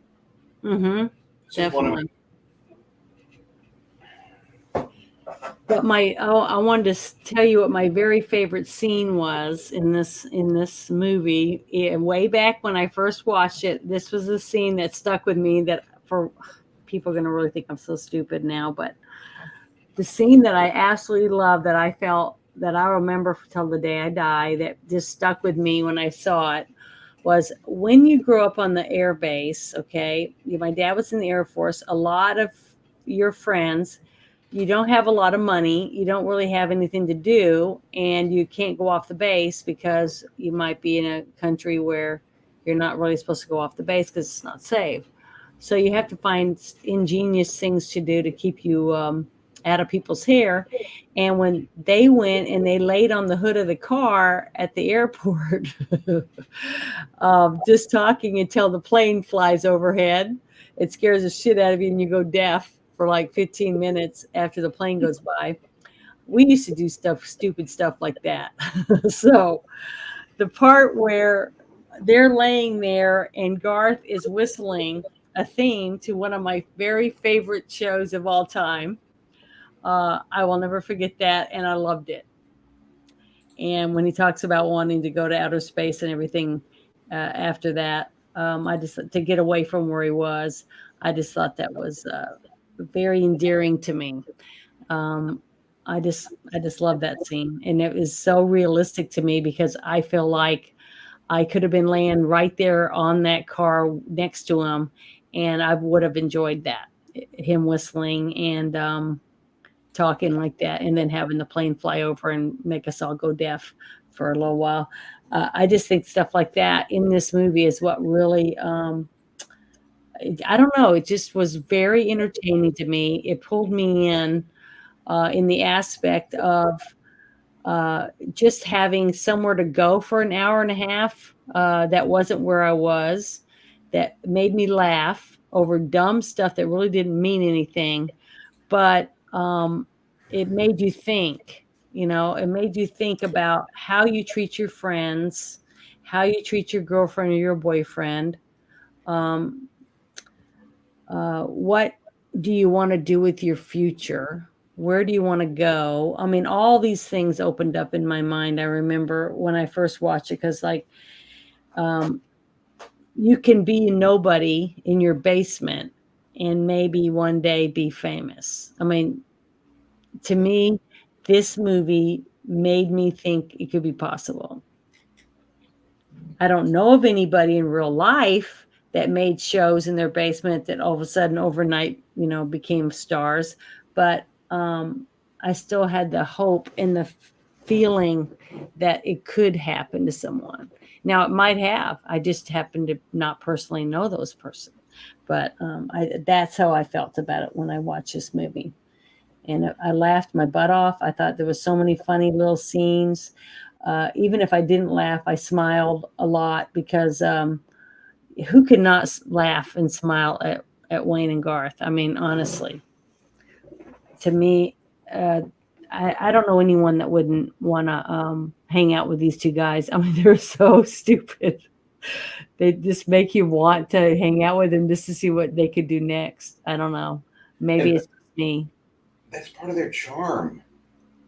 They have that chaos element, and Mike Myers completely built that into Wayne, and you can see that throughout the skits and throughout this movie and the sequel. You can see him at work, and Garth. He didn't really have. I hate to say this because this makes it sound like there's some pettiness there, but Garth's character didn't have a lot to really do in the movie, and Dana Carvey was a little upset about that. So, after some discussion with Penelope, when I reference her, I'm referencing the director, Miss Fierce. Yes. She was the lady that brought this movie to the screen, and she didn't really have a good operating time with Mike Myers, like I said before. But with Dana Carvey, she was trying to work with him, and Dana Carvey's Garth is a product of Saturday Night Live because they wanted Mike Myers, and Mike Myers wanted to do after he showed his chops, he wanted to do something that he had started to build, and so we got Wayne's World, but he didn't Hmm. have the ability to really sell it just being by himself in the basement. So he had to have this guy Garth with him, and Garth wasn't really a pitchman. He was just kind of like your friend that came over, and he had his own world. Garth is almost a bassist in this movie. And if anybody here is into music, you know what I'm talking about. Because a lot of friends, whenever they get in their groove on stage with their band, the bassist is allowed to just kind of be there hitting the four strings, but they're not completely with the rest of the band. They are on a borrowed muscle memory while their head might be elsewhere. And that's kind of the joy of being on a bass guitar or on a standing bass because you aren't the main focus. You're there to be helping pop up your guys. And that's such an important instrument because you have to have somebody giving a great bass line for a lead guitar or a good harmonized vocalist to do their work. And if you don't have that with your bass guitar, you're just you're just in trouble. So That was one thing I was going to ask you about the movie that I tried to research and find out, but I could not find any definite answers. Was Dana Carvey really able to play the drums? Because the scene, that is completely Dana Carvey. really, Yes, wow, he that's played the drums impressive. for 38 seconds. I don't know if that was improv or not, but I think they knew he was going to play the drums because when they said, "Oh, we're doing a music shop," yeah, we're doing it, Dana. All right, well, I'm Garth right now, and I'm going to go play the drums. And like I was trying to say before, whenever they were out and about, they were kind of given just entry to anywhere and everywhere. Granted, they Mhm. did go in that one keep out area where they're filming a looks like a James Bond movie in the donut shop, and it was funny. Yeah, when he opened the door. Yeah, and, And and, then and we were doing training for, some like spy movie or whatever. yeah, Yeah, that just was, little things like that. The whole thing with the Laverne and Shirley scene, I love um, that part. just goofy stuff. It had nothing to do with the story. It was just thrown in there because it was like that was one of the things that I really loved about Saturday Night Live was the fake commercials that they did.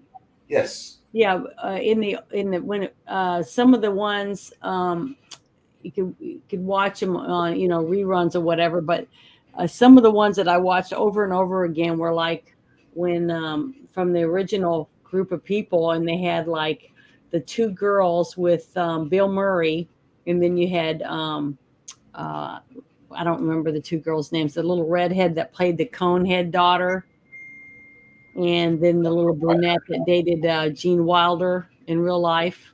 What was her name? She did Rosanna Dana. That one. Gilda Radner. Oh, Gilda Radner. Okay. Well, they're talking to the Bill Murray, and they're doing a commercial for some douche, carbonated douche, and all of a sudden they start going burping the two women. Just stupid commercials like that weren't real, but they were funny. If commercials could be about certain products, how funny they'd be. And that was one of the things that I thought was so funny when they did the spot things where they were doing the ads, and they're saying we wouldn't stoop to doing this for anyone, even for any amount of money, the whole concept of it. And then them having the Laverne and Shirley thing thrown in, and then they open the doors and different things that they did. To me, it was just I just loved it. To me, it was like getting to watch a movie based on Saturday Night Live. And Saturday Night Live was like what number one shows, wasn't it? Late night shows on TV. In this time frame from like 90 to 96, 97, there was some real power things that happened on SNL to make it a force to where you wanted to watch it live again. Because up until this point, the late 80s, you had Dana Carvey leading the cast with Phil Hartman, and Phil Hartman was the glue. They called him the glue on SNL. And he functioned as the bonding item, the bonding person that would make sure that things would finish right. And yeah, Calvin Ani talks about the fake commercials from Kentucky Fried Movie and History of the World Part 1. I agree, those are good. I also like the fake commercial called The Fruitine from Saturday Night Live. That's one of my favorites. But you have Phil Hartman helping build Lorne Michaels' dream team in the late 80s. And in 1990, it really started to adhere because you have Jan Hooks and you have a bunch of other alumni which have been there for about 5 years, and now they're getting it down. And then Wayne's World became a movie. And once that became a movie, every other character on Saturday Night Live had that movie. And they made a Coneheads movie. Couldn't believe it. They made a Coneheads movie. Yeah, see, this is one of the things I printed out I thought was very interesting, because I did see a few things about how Mike Myers fought with some of the producers and the director over certain things that he thought should be in the movie, and they didn't want to do it. Well, he tried to explain to them, this is what these people would do. This is who these people are. And I think it will do better if we let the characters be who they're supposed to be, type of thing. And he was right, because history has proven it now, years later. But this part was what I printed out. It says Wayne's World succeeded where those films failed. It was talking about some of the other movies like Pat and Stuart Saves His Family and things like that, where they just bombed at the box office. Wasn't there a Toonces movie too? Huh? Didn't they make a Toonces movie? Toonces, the cat who could drive a car. Oh yeah. But Remember, but there was go ahead. It said that because Myers was so successful at expanding the world created by the Saturday Night Live skits, following the logic of the characters he created, but taking them out of the basement and giving them more depth and nuance without losing their traits that fans already loved. Okay, that is exactly what I've been saying about the movie. That is why I really feel that Wayne's World was so successful, is because even though they butted heads with Mike Myers, the fact that he was right. Okay. But the thing is, it's hindsight's 2020. It's years later. The test of time has proven that they made the right decision, because by letting him make a couple of these choices and keep certain things in this movie I really believe is the reason why it was successful. Same thing. He went on to make the what was the name of those spy Austin movies? Powers. Austin Powers and things like that, and they were very successful too. And I guarantee that Mike Myers had a lot of say in this, that, and the other about what was allowed to be in the movie for the characters. Did Because you do you remember the 1991 Addams Family lead up? Do you remember when they started making the Addams Family movie back in '91 with Raul Julia and oh Angelica? yeah, yes, Okay. Well, in '91, I think it was November, right around Thanksgiving. I went to the movies and I see an ad for the Addams Family, and I start laughing. My mom, she hates Wayne's World. My mother hates Michael Myers. She a hates. lot of people didn't like him. You either loved him or you didn't. Yeah, he's polarizing, and he's there with Garth, and they're doing the Addams Family jingle. I don't know if you saw that or if anybody I here haven't seen remembers that, that, no. but I But I was in remember the tears, movie. and I started laughing way too hard. And one of the ushers comes over and kneels down. And he's like, "Hey kid, you like Wayne's World?" I said, "I love Wayne's World, dude." He's like, "They're making a movie.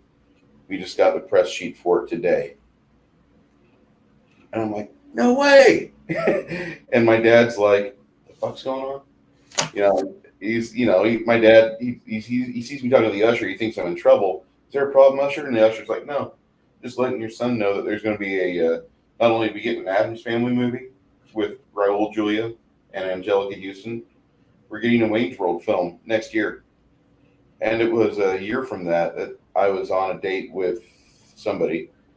I remember her face, not her name, and we went out and saw that movie. I've seen a lot of movies on dates. I'm just going to say that. And we're watching this movie. I don't think I stopped laughing because at the time everything in this movie was hitting me about as good as a comedy film should. And we kind of discussed this a little bit on the Cowboy Way movie, but from 92, 94, and now we're in 2022, we are changed people. But For for at sure. the time, I was really loving every little dig they did on their sponsors, and I really enjoyed them screwing over Rob Lowe because watching him walk out of the car with a load of poop in his pants is just Yeah. priceless. Yeah. Priceless. I thought, I think you get it too. I think you love physical comedy. That's just the Janet that I'm receiving right now. You yeah. know, The thing is that they did good on the different people they chose to be the different characters, uh, the different actors, that took the different positions to play the stoners or to play the stiff stuffed shirts, that type of thing. But yes, even the woman that played the wife of the guy the that owned arcade. the arcades, I seen her in a few things. But I mean, even she played a believable character for the. And Uh, and that's the funny part about this movie because it doesn't really feel like it's a fake performance. It yeah, it feels like doesn't feel forced at all. everybody seems to be very organic in their delivery. Uh huh. Like they signed on and like I can see myself playing this character. I mean, you're paying me good money, but I can see myself really getting into it. Thank you, Paramount, for giving me the opportunity. And Yes, I didn't feel like I just didn't feel like anyone was forced to be there, or that didn't seem happy to be in the movie. I mean, you know what I mean? It just seemed a natural flow coming from the characters, even though today, by me watching it again, I don't even uh, the guy that played Garth. I remember him more for the church lady than I do Garth. Okay, I don't know if you know who that character is or not. chat, Um, what's his name? What's the actor that played Garth? Dana Carvey. Yeah, Dana Carvey played a character called the Church Lady, and she goes, "Isn't that special?" That character. Yes, I love her. Okay, well, I went to see him and do his stand up, and he did the Church Lady and stuff. I won tickets on the radio. It was years ago when you could like push the redial, and keep calling until you won. And when I was living in Zion, Illinois, I won tickets off the radio a lot. So that poor radio station, I'm sure, hated me, but I didn't have anything better to do. But I remember getting to see him, and that's the character that when I think of him, Dana Carvey, that's who the first thing that pops in my head is the Church Lady. But I loved Garth. That was my first introduction to this person, this actor's as a movie actor. Now, I remember seeing him as little bit pieces here and there on Saturday Night Live, but he was just another character. You know what I mean? Just like any of the other people that were on Saturday Night Live. There were some characters I really didn't really care about at all, that no matter what person they played on the show, they were not impressive to me. And then there was other characters like the guy that played the security guy. I'm trying to remember his name again. Chris Farley. Yeah, Chris Farley. I loved him in some of the movies that he did with the guy that was in Joe Dirt. I don't remember what his name was. I forgot what his name. They were like best friends, and he was on Saturday Night Live too. I think that actor, but he was just. They did good at picking people to play the portrayal of each character to make it where it fit for the character arc to go, to go where it was supposed to go. Even the scene where Cassandra is up on the side of a cliff wearing jungle attire, and she has a big old python hanging on her, and she's singing to make a music video. It looked like it was very elaborate compared to what you'd seen her in the scenes where she was singing before, even at the little club that she was singing in, and when she was in Garth's basement again, wearing that really sexy red outfit. I wish I had one. I just thought that was a really attractive outfit that she was wearing when she sang for the satellite thing to be sent to Mr. Big. I thought that was a wonderful costume. But you could see that there was some money in this movie because of the sets that they set up with the cameras. And when he opened the one side camera and the film is falling out on the ground, just little things like that, the details they put for behind the scenes made it more believable too, to me, that it looked like it was that he was really there to disrupt her music video, and that he could tell when he went on the set that it was a lot of money being spent, and that that she did have a good chance of maybe making it big, but that she wouldn't be with him. She would be with the other guy if he didn't get her to leave with him. So I don't know. I just thought that made it a little bit more believable because it really was a couple steps up from where he was able to help her, from the clubs and things like that when he was dating her or whatever. Mm-hmm. So those different things like that in the scenes made it really good. And then seeing Ted Bundy running a diner and he just wanted to kill people. He was like a murderer or whatever. Just little things like that I thought were really funny because some of the stuff that he said in his scenes, definitely you wouldn't see that in a movie today, the way he was talking with all the things that's going on. So there were that were a little off topic for what you would see in anything today, but it still fit who he was supposed to be, his character. And there's I guess there's going to be a running theme on this channel whenever we do these theater or these movie reviews, because I'm going to take us back to the 90s over and over and over again. Me too, because I can't help it.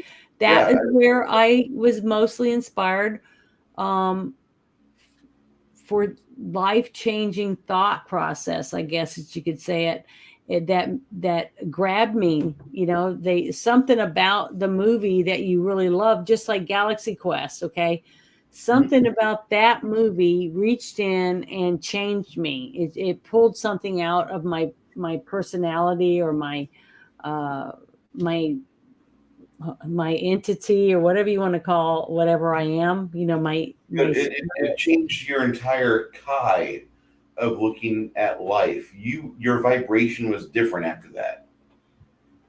Yeah, I could 'cause see it made me think about, about real life. Where am I going? What do I want? What kind of person do I want to be? Who do I want to end up with? All these different things, or things that I would think about. Even with um, the first movie that I picked, which was Lars and the Real Girl.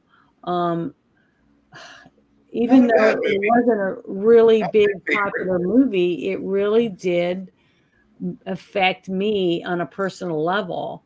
And those are the kind of movies that I want to share with other people because it did affect me on a personal level, whether it was because of what I was going through in my life, or because of my age, or because of the actor that was in it, or the story that was being told. I don't I can't put my finger on it, but those are the movies that, even if you listen to the chat, there's movies that they're into and that affected them somehow, and that's why they loved it or they hated the movie, or they laughed their ass off, or they cried a lot, or it Something affected them affected them. personally. So Something something reached in on anybody that's here in chat or was here that they're talking about their favorite movies. Something about that movie hit them different, and they mhm, became somebody who they had they had their escapism they were happy with. Like for me, probably again my favorite movie of all time is still Big Trouble in Little China. There's mhm, just something stupidly enjoyable about that movie, and it's cathartic. Because after what I do, that's the type of unwinding I'd like to enjoy if I'm by myself or if I have somebody with me. Yeah, mhm, that's what I would prefer to do, or read a book like that. But I'm going to say that other guys, like Shadow, he wants to watch Watchmen for the first time again. And that's an enviable position because there are some movies when you watch them they are really profound, and Watchmen is a very profound movie. It's 2009 when that one came out. I think it was March 6th of 2009 when it hit, mhm, and I remember going to see that at a dollar cinema after I finally have money to spend on something frivolous like that. And I thought, wow, this movie is beyond anything I've ever seen.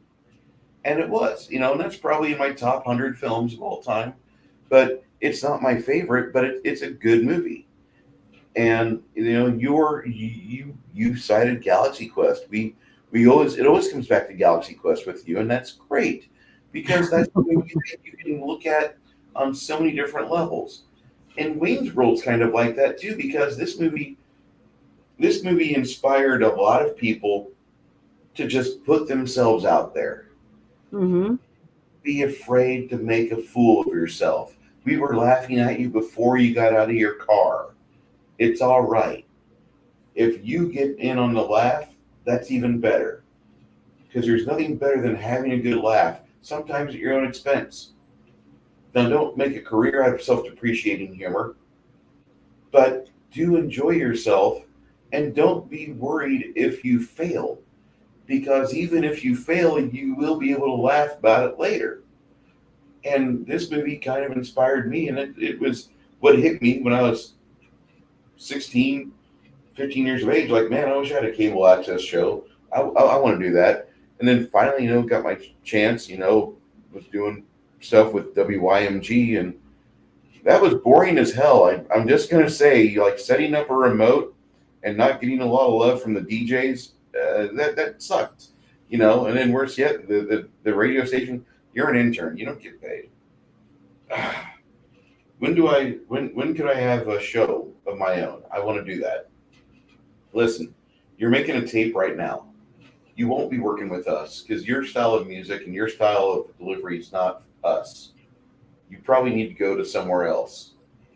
And I tried a few times, and I did get a chance to do auditions and was on a couple morning shows. I had a midget friend I took with me places, and that was I'm telling you, like that was my cheat code. I had the ability to get on the morning show out at 92.7 in Taylorville for a little bit, and then later they moved to Springfield. But we took a little mini Mike with us, and later he became part of that crew for a little bit, and then he became part of a strip joint in Peoria, Illinois. And while he was there, he met his wife, and I was really proud of him because he was always one of those guys that was kind of like between girlfriends. I mean, he would always get hot ones, wouldn't keep them. It's like, what's wrong? He was like, well, it's not my penis. I'm like, well, I know we know it's not your penis. It was based on how loud you made the girl scream. We hear her across the apartment. You could hear it in the apartment, the wood and the drywall, and it's like, God damn it, that midget's just throwing a hose to her. And finally, like we figured out he was just getting bored of them, and he was like, "So, what do you like to do?" And they weren't wanting to do anything else. They just wanted to get fucked.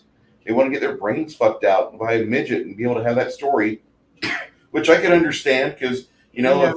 if we had green skinned Orion slave girls here occasionally, I would. I'm sorry, wifey. But I'm just saying.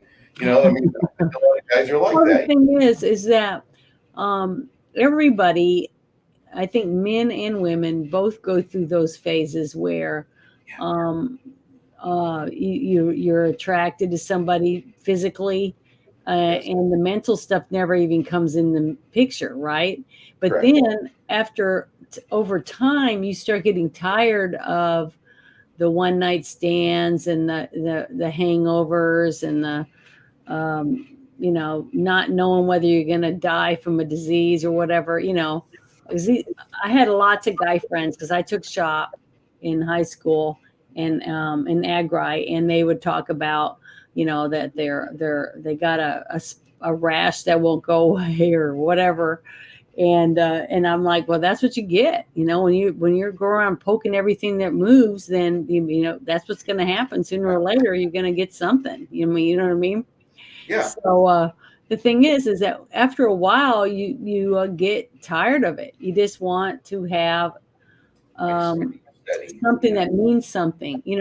And the thing is, what was funny is I talked to these guys, and I'm like, well, if you take this girl home with you to meet your parents, what would you? And they're like, hell no, I wouldn't take her home. I'm like, why not? She's good enough to sleep with. And he goes, well, that's all I was interested in. If I wanted somebody that I was going to take home to my mom, she would have to be like this, that, and the other. And I'm like, well, why aren't you dating girls like that? Well, I'm not ready for, that type of relationship yet. And I'm And like, well, if you keep plowing all these fields, there's not going to be any left. yeah, that's true. That was my attitude of it because, they're all talking about their next conquest and stuff. And I'm like, there's not going to, and you live in a small town, there's only so many people in it. And if you got 20 young guys all out, banging everything they can find, what's going to be left? That you want to take home and introduce to your mom. You know what I'm saying? Uh, but the thing is, how many of them might end up being pregnant, or it changes your whole. I was just that person. I'm sorry, I'm a fuddy duddy, but I always thought about that kind of stuff. I mean, I saw my friends, three of my friends that graduated from high school, one with one kid and two with two kids. They had two kids before they graduated from high school, and I was like, "There, it's not going to be me." And my mom worried because she said, do you like guys? I'm like, yeah, but I'm not dating any of these guys because I don't want to marry one of these guys. And if you go on more than one or two dates, you might start having feelings for them. So that was just common sense telling me, don't get and don't date them. I Yep. mean, I went on a few dates and I dated a lot of guys from other states. I would go, visit my aunt or whatever. And there was a couple guys. Every time I went back, I would go out with them. We'd go to a concert, or we'd go to Six Flags, or we would do something because I liked them, and they were potential somebody that maybe in my future I might end up with because they weren't from where I was from. I mean, that's terrible of me to say that, but that's just how I thought. And I am so thankful I did not end up with somebody from there, because when I go back down there now, they're still in the same spot. They're still doing the same thing, doing the same stuff, and it's just I'm just so thankful that I did not end up there. So and I here I am. I'm going. I want to play D&D. That's what I want to do with my free time. I want to enjoy these figurines and get them all painted and get them to where they're ready to go and just have fun. And you're like, trying to get away from it. And I'm like, this is great because I'm not trying to get away from it. I do exactly what you're doing, but my pictures just have little pixels, Yeah. What I meant was I didn't want to end up in this small town of less than 500 people. Yep. And I didn't want to end up with a guy that dipped skull and rolled his belt and every weekend rode in the rodeo and hauled Weyerhaeuser trees or whatever, and they lived in a trailer and whatever. It wasn't the fact that they didn't have a lot of money, because it really wasn't the money. It was just the lifestyle of the day in and day out of what they wanted to do every day. And I did not want it. I just didn't want that. My dad retired from the military and started a new job working for Tyson, and my mom worked for Tyson. So it was like they had a whole nother set of careers, after getting out of the military. But the thing is, so they lived a little higher up than most of the other people because they actually had money, you know what I mean? Yeah. So they could come and go. My mom could fly. They went on vacations. They went to Hawaii. They went on a river tour down the Mississippi. I mean, they got to do whatever it is they wanted to do because they had the income. But they had 5 kids. Okay, they had 5 kids. That's a lot of kids. Yeah. And they were all daughters. So I can tell you right now, my mom and dad probably freaked out because having 5 daughters in the middle of Cowboyville is a tough thing as for a parent. That's cursed. Now that I'm a parent, I can tell you that I can understand what a shotgun wedding is and all that stuff now. But you don't think about that. Most people don't. But when I left Spokane, Washington, and when my dad got out of the service, so I went from an area that was more cosmopolitan or whatever you want to call it to Hickville. I don't know if this makes any sense.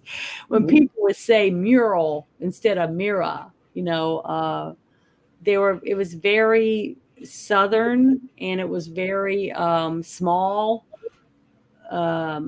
It was just, I went to a school where it was kindergarten to seniors, and it had, I had 26 people in my senior class. Okay, that's how little this place was. The gene pool was very small. Yeah, and I just did not want to end up there. And when we moved there, my 2 older sisters were already in college. So I was the older of the other 2 sisters I had that were living there. So I did not want to, I just didn't want to end up being one of these people that lived there for the rest of their lives. That was not what I wanted. I wanted the chance to travel, go to another different state, maybe near a city, an actual city, not a town that had, 1,000 people in it. That to me wasn't even a speck. But not because I didn't like it. It's just that I didn't want that choice for my life. I wanted something more. And I grew up in a small town of between 300 and 500 people. Oh, so you know what I'm talking about. And I get it. I had a graduating class of 90 people. We had one girl that died right before the senior year started, and God bless you, Carissa Hadley. We never got along, but I don't have ill things to say about you in my 40s. Okay. And I really do value that. I miss that rural lifestyle, but I didn't have the options for myself that I made for myself by just relocating, by simply flipping the script and allowing myself to grow and change and learn a new culture by moving back to Texas where I served. I completely leveled up down here, and Mm-hmm. it forced me in a lot of different ways to broaden my own desires and how I want to go about life, which I needed. And I finally got married this year. I'm pretty happy about that. You know, we haven't killed each other. That's a plus. That's always good. Yeah, that's always good. You know, when you have me in the equation, you know, this is boy, this is dicey. So I just want to put that out there. My wife, God bless her, you know, she's doing the work, and she's she's doing well. You know, I don't have a high bar set for that person. You know, I never, you know, whenever I was growing up, I could have had the same situation happen like what you could have had in your small town you grew up in. And I Mm-hmm. really didn't want that. I got out when I turned 18. I went out, I did things, and I came back after the service, tried college, and just seemed like I was getting ran towards a life of service class jobs with menial labor wages. And I wasn't really getting the options I wanted. And so I went back to school a few times, really got far with policing, but Mm-hmm. I realized that I was not a good fit. And I knew that I wasn't a good fit because I just don't value recidivism. I don't want to see the same 16 people that I have to arrest over a month time, and then next month I can start this all over again. Which one of you 16 dirt bags are gonna get pulled over by me, and I search you for drugs, and we send you back in, and you get back out. And it's just it's a dance, you know. And Yeah. I don't mind dancing for I'm getting laid tonight, but I don't want to dance garbage like what I felt the dance is in law enforcement. So I just didn't want to do that, and I eventually left. It was an agriculture community. Will always be agriculture up where I'm from. People think Illinois is Chicago. It's not. Chicago is very small compared to the rest of the state. The rest of the state's filled with lots of corn, a little bit of wheat, and you have options in farming if you want to learn that, but you really don't have options for wealth. You're not going to have that there because the rigged game is set against you. You have to go out and find those desires, find those places yourself to really farm them yourself. And once I started finding out what I wanted to do, and I was here in Texas, and this, being on YouTube with you and with other friends I have, this is like a blessing because I got a chance to be that radio disc jockey that I wanted to be when I was 16 or 15. That Mm-hmm. I wanted to do that in my 20s. And every time I get involved with radio, I wanted to have my at least co-host spot. But then my host was like, "Well, you're an intern," and then you find out how much money they're making, and you're like, "I made that money when I was a custodian." Yeah. We're a bunch of But you got to be willing sometimes to take less money to open the roads or avenues to the job that your dream job that you might want one day or that you think you might want. But if you don't pave the roads to get to where you think you want to go, you're never going to get there.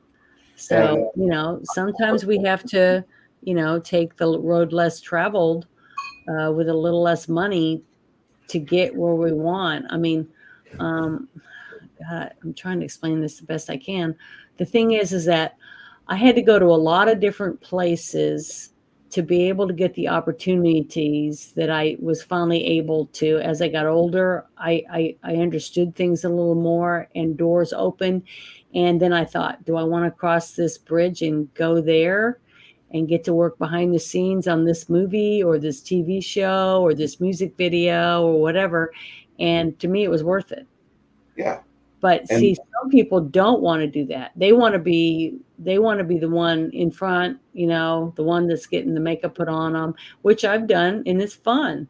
But seeing something you put down on a piece of paper um, turn into something else is I don't know. That's, you know, I can understand where Mike Myers comes from. I can see him creating something and it's wanting everyone else to see it come to life. And not many people get that opportunity in their lifetime. It's a very small percentage. Um, and when you do get the opportunity to do that, like what you're doing with your you're making these people or these creatures come to life, and they're used, on a weekly forum where they get to the roll of a dice can make them spring to life. You know what I mean? Hmm. So it's basically a story. It's in your mind. You put the details together so that other people can visualize it. That's basically what your art does. So, and I do the same thing, but it's just a different form of art. And but we get something from it. It makes us feel complete when we're done with a piece of work. I can understand it from an artist's perspective. So, but not everyone can understand that. It's not any different, really, than writing songs, writing a book, um, making a sculpture, or building a big something out in your yard that's you're going to grow vegetables in.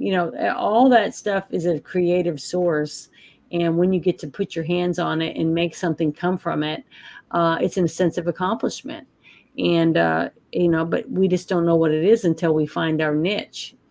And And everybody that goes out and makes an effort and then goes one day, oh my God, I had so much fun doing that.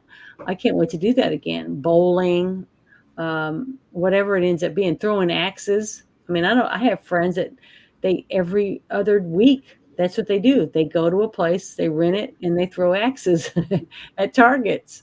And I they think love it. They said it's one of the best things they've ever done for releasing tension, and it's fun, and they can't believe how good they're getting. So that if it ever does come down to where they have to throw an axe, they can actually take somebody out. But you just don't know what you like until if you don't try anything, you're never going to find anything you really enjoy. no, So everyone should try it. Something. yeah, everybody. I always try to tell people, like, if there's something you want to get involved with and you've got the opportunity, cross the bridge, pull the trigger, do it, and enjoy it. Enjoy it for what it is. It might not be the best thing you've ever done, but it'll be something that you can say I did do. And if you enjoy it, go for it again. And if it's not for you, there's plenty of other hobbies out there for you to mill about and do your time with. Michael Myers has entertained me for 30 years, starting with Wayne's World, and then he started doing the Doctor Evil and Yeah. Powers movies, and I really like. I don't even want him to make another Austin Powers movie, but if he would just sit down and just do a monologue of Doctor Evil, Hmm. I'd be transfixed. I'd be in the chair watching it, and I wouldn't give a shit.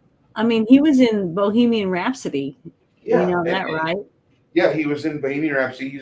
He's saying, "Oh my God, this is just gonna be one of those stupid songs kids drive down the road to, banging their heads." Yeah. And he's making an obvious reference to the scene in Wayne's World, which Yeah. he got a chance to do that, and just have one more way to make money on that, which I'm so proud of him for. And I thought I thought this movie, the more I think about it, the more I realize that Wayne's World really influenced me more than what I thought.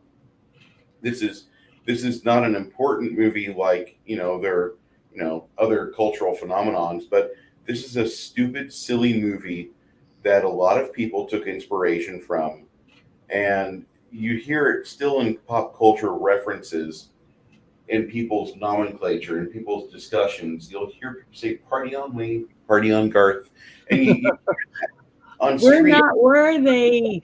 That's what I remember. One of the lines I remember forever. It seemed like everybody knew what that meant. Worse for me, I got to hear the new version of Dreamweaver for another 2 years. They made a specialized version of that song for this movie, and I mean, it was fun. It was great. I'm not going to knock it, but it gave a lot of people a second chance to show their love for their craft because so many songs are in this movie soundtrack and they were revitalized by it. Not just Bohemian Rhapsody. You have Dreamweaver. You have quite a few others. I'm not going to list the whole OST here, Yeah, but that song, the songs that was her name? What was her name? Tia. Dick Carrera. Yeah, the songs that she sang in the movie, like Ballroom Blitz. I mean, Yeah, I love that song. I love her version of it. I Yeah, love it's the really, energy. really good. I mean, every song that she sang, I think, was playing on the radio and stuff. So uh, I don't know. I just thought overall, I just thought the movie was very entertaining, and for a movie, people go to movies to be entertained, to take you away from your daily grind, the bullshit that you're dealing with on whatever level in your life, where you are, depending on how many kids you have, where you are in your job, where you are in your life. You go to a movie, you buy a ticket to sit down and just take you away from everything for an hour and a half or 2 hours, depending on the movie. And to me, Wayne's World does that. Okay, it does exactly what you ask of it. It takes you away from everything. It takes you somewhere else. It gives you a good laugh. It makes you smile. It just gives you hope in the future that anyone can be something if they want to. You know what I mean? Yeah, you just got to be It's willing a to place for everyone.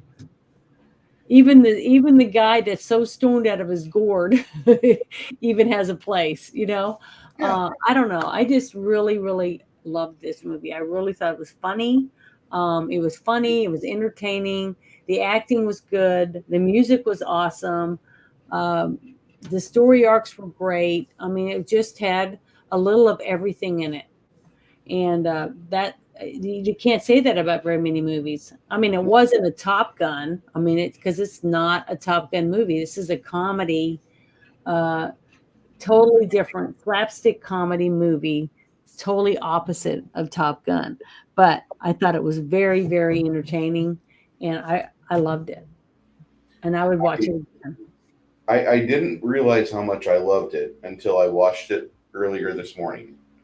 This movie did influence me quite a bit, especially into my 30s, as I was watching a lot of options I had disappear off the table. Hmm. And I don't know if you've ever had that happen, but I was watching the area I lived in dry up, and I'm like, this can't happen. It's Peoria, Illinois. And my buddies were like, well, bro, figure it out. And I thought, I gotta do something. And I came down. One of my first places I went to in Corpus Christi was I went to a rock station, and I went in there and I was listening to the DJ talk, and they asked me if I was needing anything or could they help me or why are you here? And I'm like, I was gonna fill out an application, but I realized you're really, while the format is good, I don't like what I'm seeing here, and I appreciate your time and thank you. And it was kind of one of those things where like I realized like nope, I'm not going to be in radio.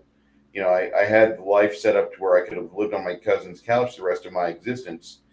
She probably would have been upset with me, but she was willing to let me have that spot because she wanted me to get out of that Illinois mindset that I have where all my other jobs have left me, all my other jobs have quit, all my other jobs have left me and tens of other people jobless, homeless. We're not destitute yet. We're living with family, but she wanted me to wake up and come out of it.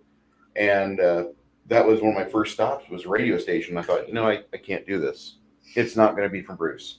And so I went after that to the local newspaper and went over there and was listening to people talk. And I asked, what would a person need to be a reporter or to be a driver just to get their foot in the door here. And they said we really don't have those positions available. Most of our people here are freelancers and they're paid mostly directly from either Reuters or AP.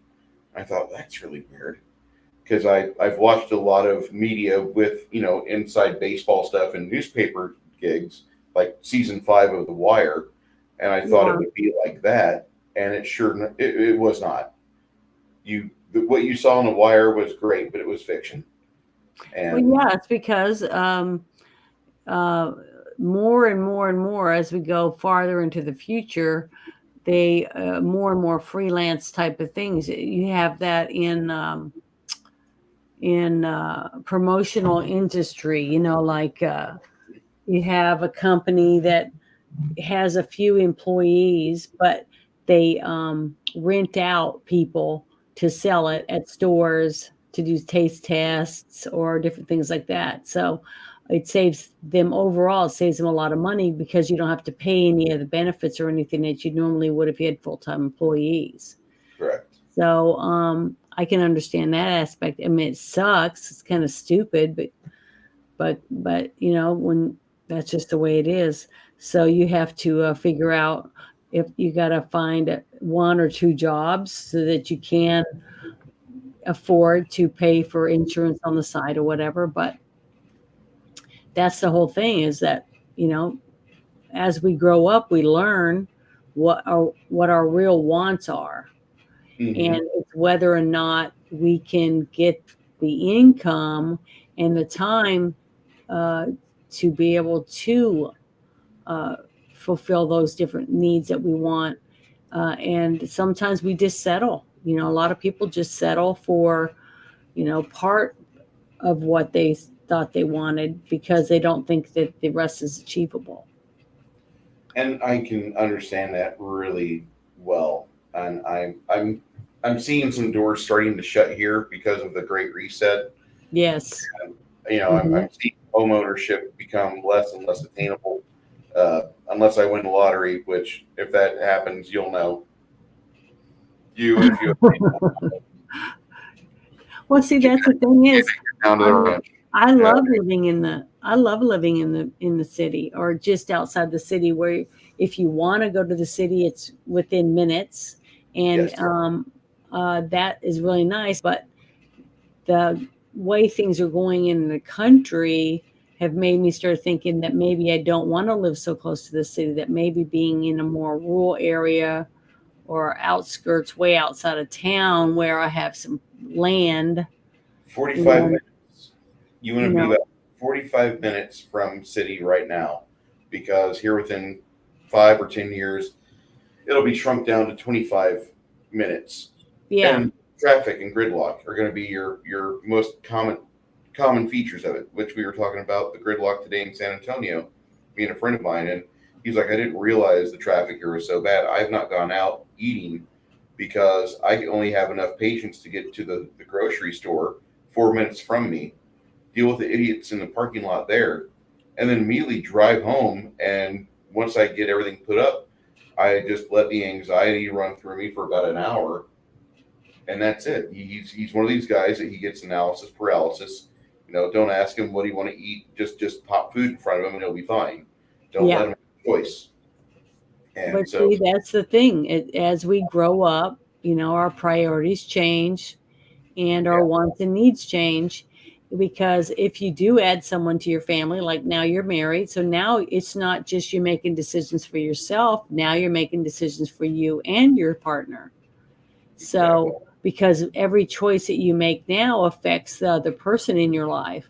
So, it's what you're willing to give up or what you're willing to compromise on.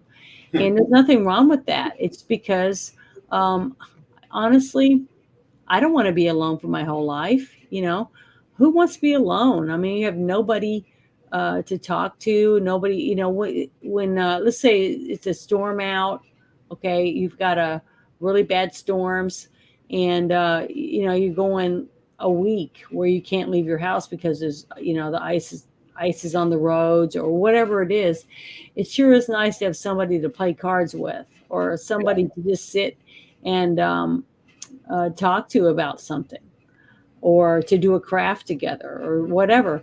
And a lot of people take that for granted because they're surrounded by people all the time at work. So when they go home, they think, oh, it's so nice just to have some time for myself and listen to your music and do whatever it is that you do. But once one day you'll be retired, you won't be working anymore. Who's going to be there for you? Who's going to be with you? Um, you know, on those days and on the weekends or whatever. So, a lot of people think that's what they want, and then as they get older, they realize, I want somebody to be here with me. I don't want to be alone. I'd like to have someone sitting across the table from me when I have breakfast. So, your priorities change as you get older, because you start realizing that having the flashiest watch or the flashiest car is not really is what you thought it was Oh, going yes, Cal. to. So, Oh, yes, meow. Calvin, and honey, what I liked about that's another thing that reminds me about this movie is that these characters, through their character arcs, realize what was important in life, and it was their friends, mm-hmm. who they had in their life on a daily basis. And it wasn't just how much cash they had or what things that they could add to their life. It was who's in your life was more important than what you had in your life, the property wise, which I And really loved. And I've always seemed to, I don't know, I just seem to be drawn to those types of movies. So, oh, well, uh, that's, we could talk about this movie another hour if you want to. I mean, there's a lot of lessons to be gleaned out of it, and there's a lot of things that are enjoyable about the movie to discuss. Um, I would say that we both found out in our second act in life how we can navigate and how we can acclimate, and that's one thing that I admire quite about you, because you are in the industry and you're not settling. You're not there scrapping for, like, I want to be a bit part in this show that has a director I like, and I want to be his gaffer, I want to be his best girl. No, you're not doing that. You're like, I know what I want to do. I want to write this story, and then I'll publish it and get it. well, I still do stuff on the side. I mean, I'll do different things, but it has to pay well. I have to feel like it's worthy of me, of something I want to waste my time on. But I also stay busy doing other things. And you make sure you have your options open. Yeah, and the thing is that I'm not willing to just take whatever is handed me. No, You know what I mean? Just like you aren't. You know what you want. Your wife knows what she wants, and you're not willing to settle for the whatever's handed out. You're willing to wait it out a little bit longer to make sure you're getting what you want. Just like you said about the radio show, when they said this, that, and the other, and you realize that you're just a assistant or an apprentice or whatever it was, that it wasn't what you thought it was going to be, and you just said, "El, I'm going on. I'm going to find something else." yeah, And that's what I'm talking about. People, and we still seem to circle back into that, because on other platforms, not YouTube, we can have music that's got a copyright on it, and we can play it. We can tell people, yeah, I'm playing this music. Here's who owns the copyright to it, but I'm going to play this music, and you can do that because Mhm. those platforms specifically allow it. Yeah, They want you to play that music. I can play something on TikTok and have a problem with it, and as soon as I put it on YouTube, I'll have a copyright strike against me. Woo! So, which is fine. I mean, I'm not monetized, so it's not like they're going to take the money away from me because I don't have money. So Yeah, I'm like, fine, I don't care. I I think it's just get funny.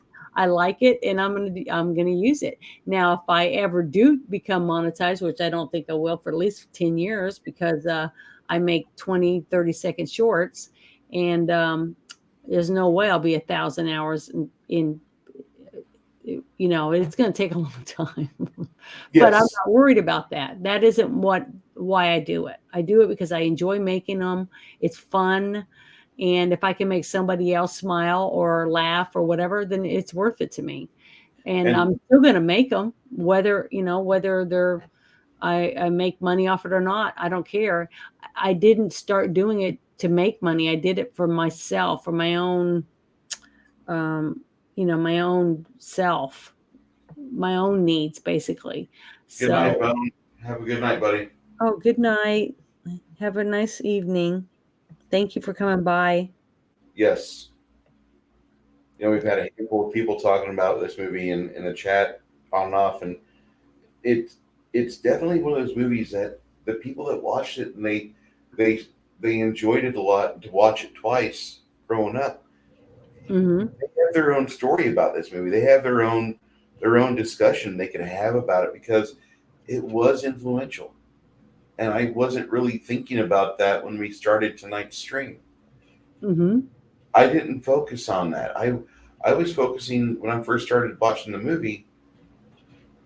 This is a flashback as to how I wanted to live, and then I started seeing my friends and all the other people in this movie. And I'm sure you've dealt with your own version of Rob Lowe, on in your when Yes, of you were course. yeah. I think everyone has. I think that's why his character itself um, uh, represented somebody in every single person's life, Hmm. because there's always going to be that one person that tries to take advantage of somebody else, period, no matter what it is, at church, at school, at your job, someone in your neighborhood. I mean, there's always going to be that person. So basically, it it it speaks to everyone when you have the asshole that tries to take from Peter, and give to Paul. You know what I'm saying? So I think that's just like you said. It reaches out to everyone, and to a certain degree, if they're willing to sit there and watch it and see what each character uh, has coming from them, and how it affects each other character in the movie. And a lot of people don't. I don't know. Some people. I've talked to people that have watched a movie, and that 2 days later we'll be sitting around talking about it, and I'll say something about a scene, and then I go, I don't remember that scene. And I'm like, how could someone watch a movie and not remember half of the movie? I don't understand how someone could do that, but people do it because it's not something that they want to retain. It was just a total thing, was nothing but release. Hmm. And I don't watch movies that way, but lots of people do, and that's just how they handle um, their information that they take out of it. They're not going there for a lesson or for anything besides just to not think about anything, to release everything. The, So,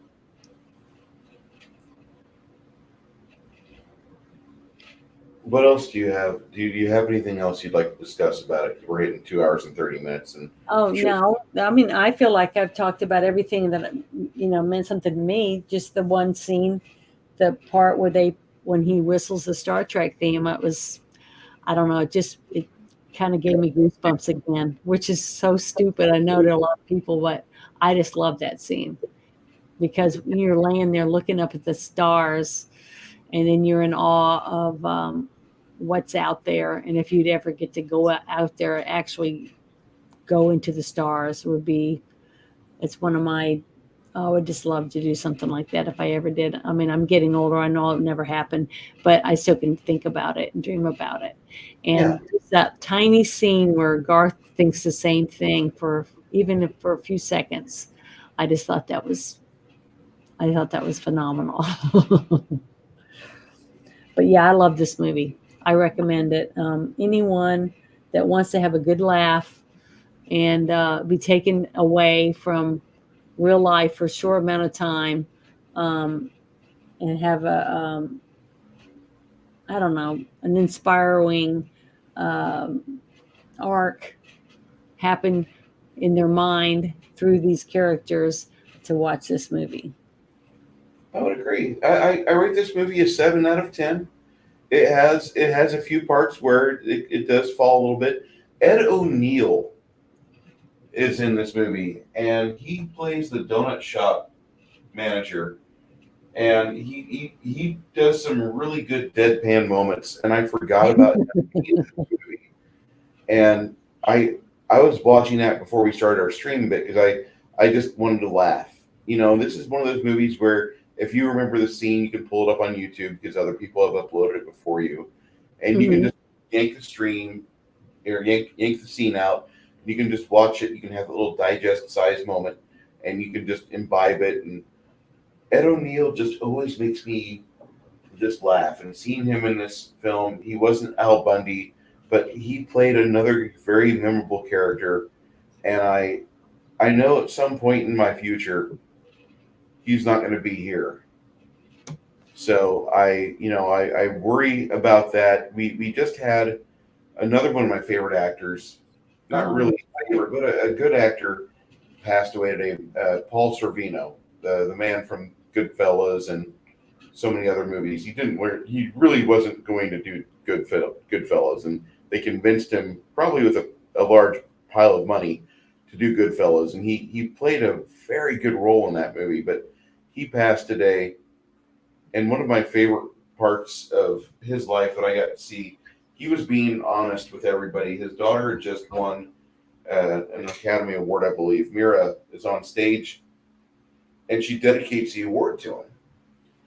And you see this grown man, about 65 years of age, watching his beautiful daughter just turn into a pile of goo. He just turns into a blubbering idiot in the audience, and his wife is there, and you get a chance to kind of have that moment where you can share that. And I'm sure some of you have had this feeling where somebody gives you an honor, and you're just kind of rendered speechless. And we got to see that with him. And he'd done a lot of good movies. He'd been a real good guy. He cared about his family most of all, of course, but he cared about the impression that he would leave on people. And he didn't want to feel wasted, even though he was in Hollywood. And I'm very regretful to say that he died. He died today. And I've watched that movie Goodfellas probably on a frequent basis more than what I need to. But this movie, this just talking about this, it's going to happen to all of us one day.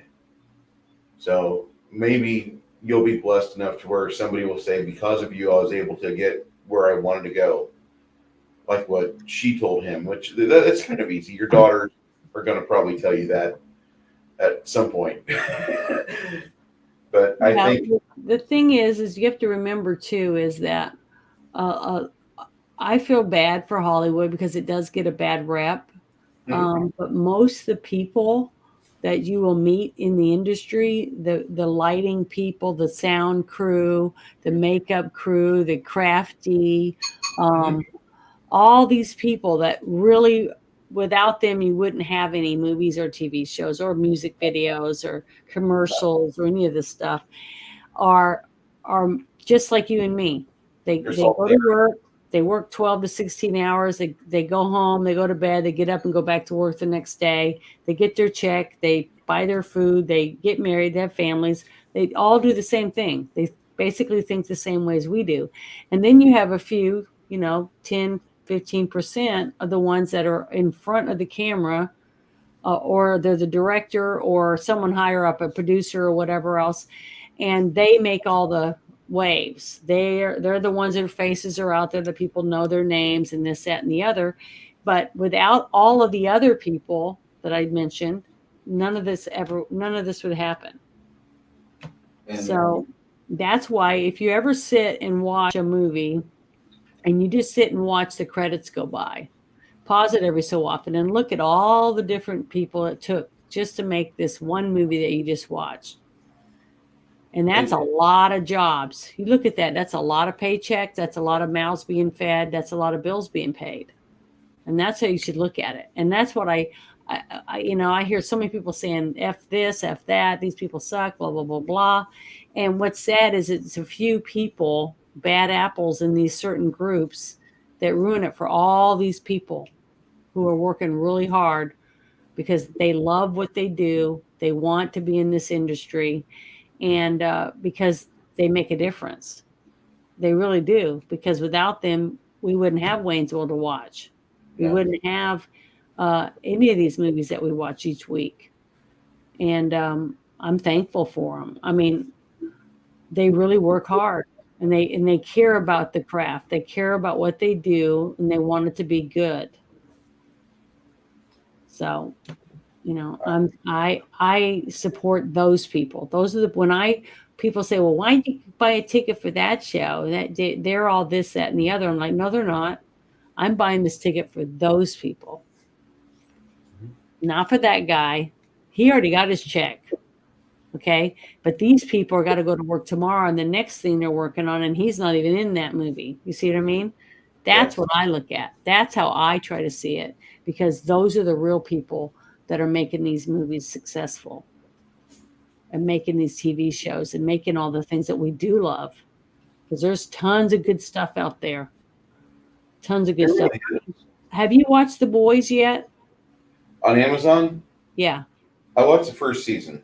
Okay. Well, there's just think about it. I think about this is there was a scene, a one episode called Hero Gasm on this season that was just out, and Mhm. it's a giant orgy, where all the superheroes get together and they bring in prostitutes and whatever else to have this giant orgy and all hang out together. I don't know how long it lasts or whatever, but the thing is, you when you're watching the scenes in this, all I could think about was all the extras in this, and then all the crafty and all the other people that you don't see because they're not in it. They're just there to make sure that everybody's fed, that the lights are working, the sound equipment work, all those people, and the makeup is done right, okay, and all that stuff. The script supervisor, all these different little jobs that make this and put it together. um, what they must have been thinking when all this was being filmed.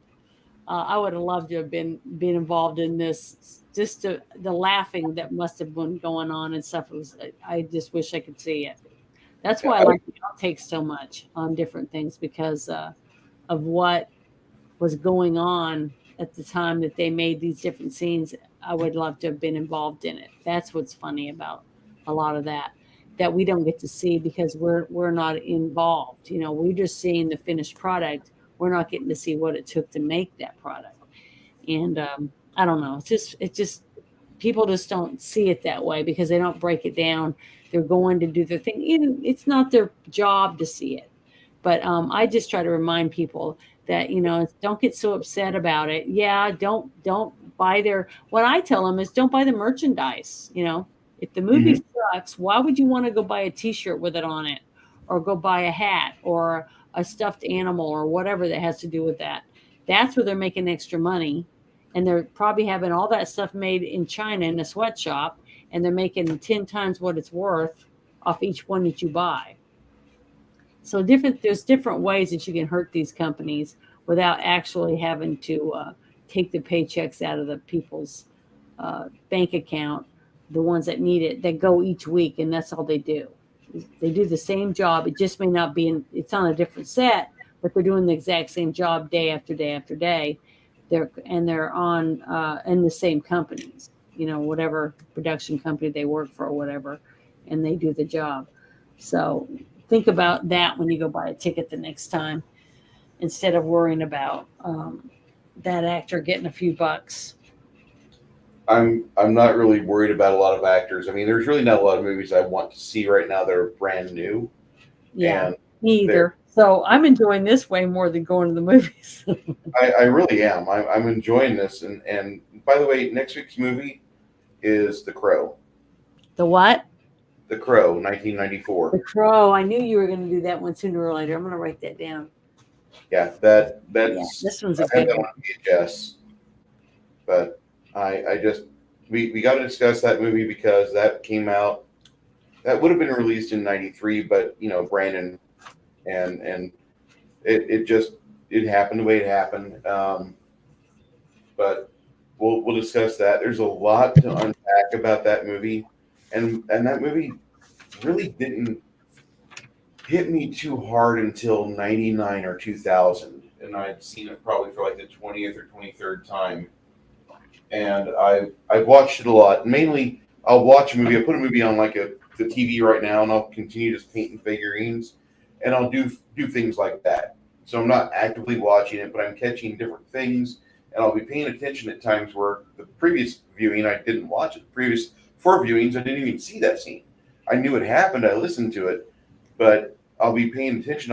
I'll catch something new. And that movie is just it's one of my favorites because it is Brandon Lee's last movie, but such a it hit such a hard point for me because when I was reading through the comic or the graphic novel of it, and then I'm comparing it to the movie and how that there are some differences. There, of course, there are, but they kept the spirit of the movie intact very well, and we need to discuss that. And Brandon Lee put everything he could into that action. He really, I think, I hope when we do this next week, if Brandon's in heaven, he doesn't mind me talking about it because I think this is probably the finest work he did on film, and it's obviously the movie that I've watched of his the most, and I've seen all of his movies, and there's a lot of shame there, but it's it's all good because everybody that's involved with the action film cinema, Canon Films used to release movies, so everybody's been on the bad receiving end of a low paycheck. I get it, but you have to pay your mortgage, and I want people to be able to feed themselves. It doesn't matter if you're working on a Spielberg movie or if you're a gaffer on an Asylum Films picture. I like watching movies that entertain me. Sometimes those are great movies like The Crow, and sometimes they're really bad films like Stone Cold from 1991. Mm-hmm.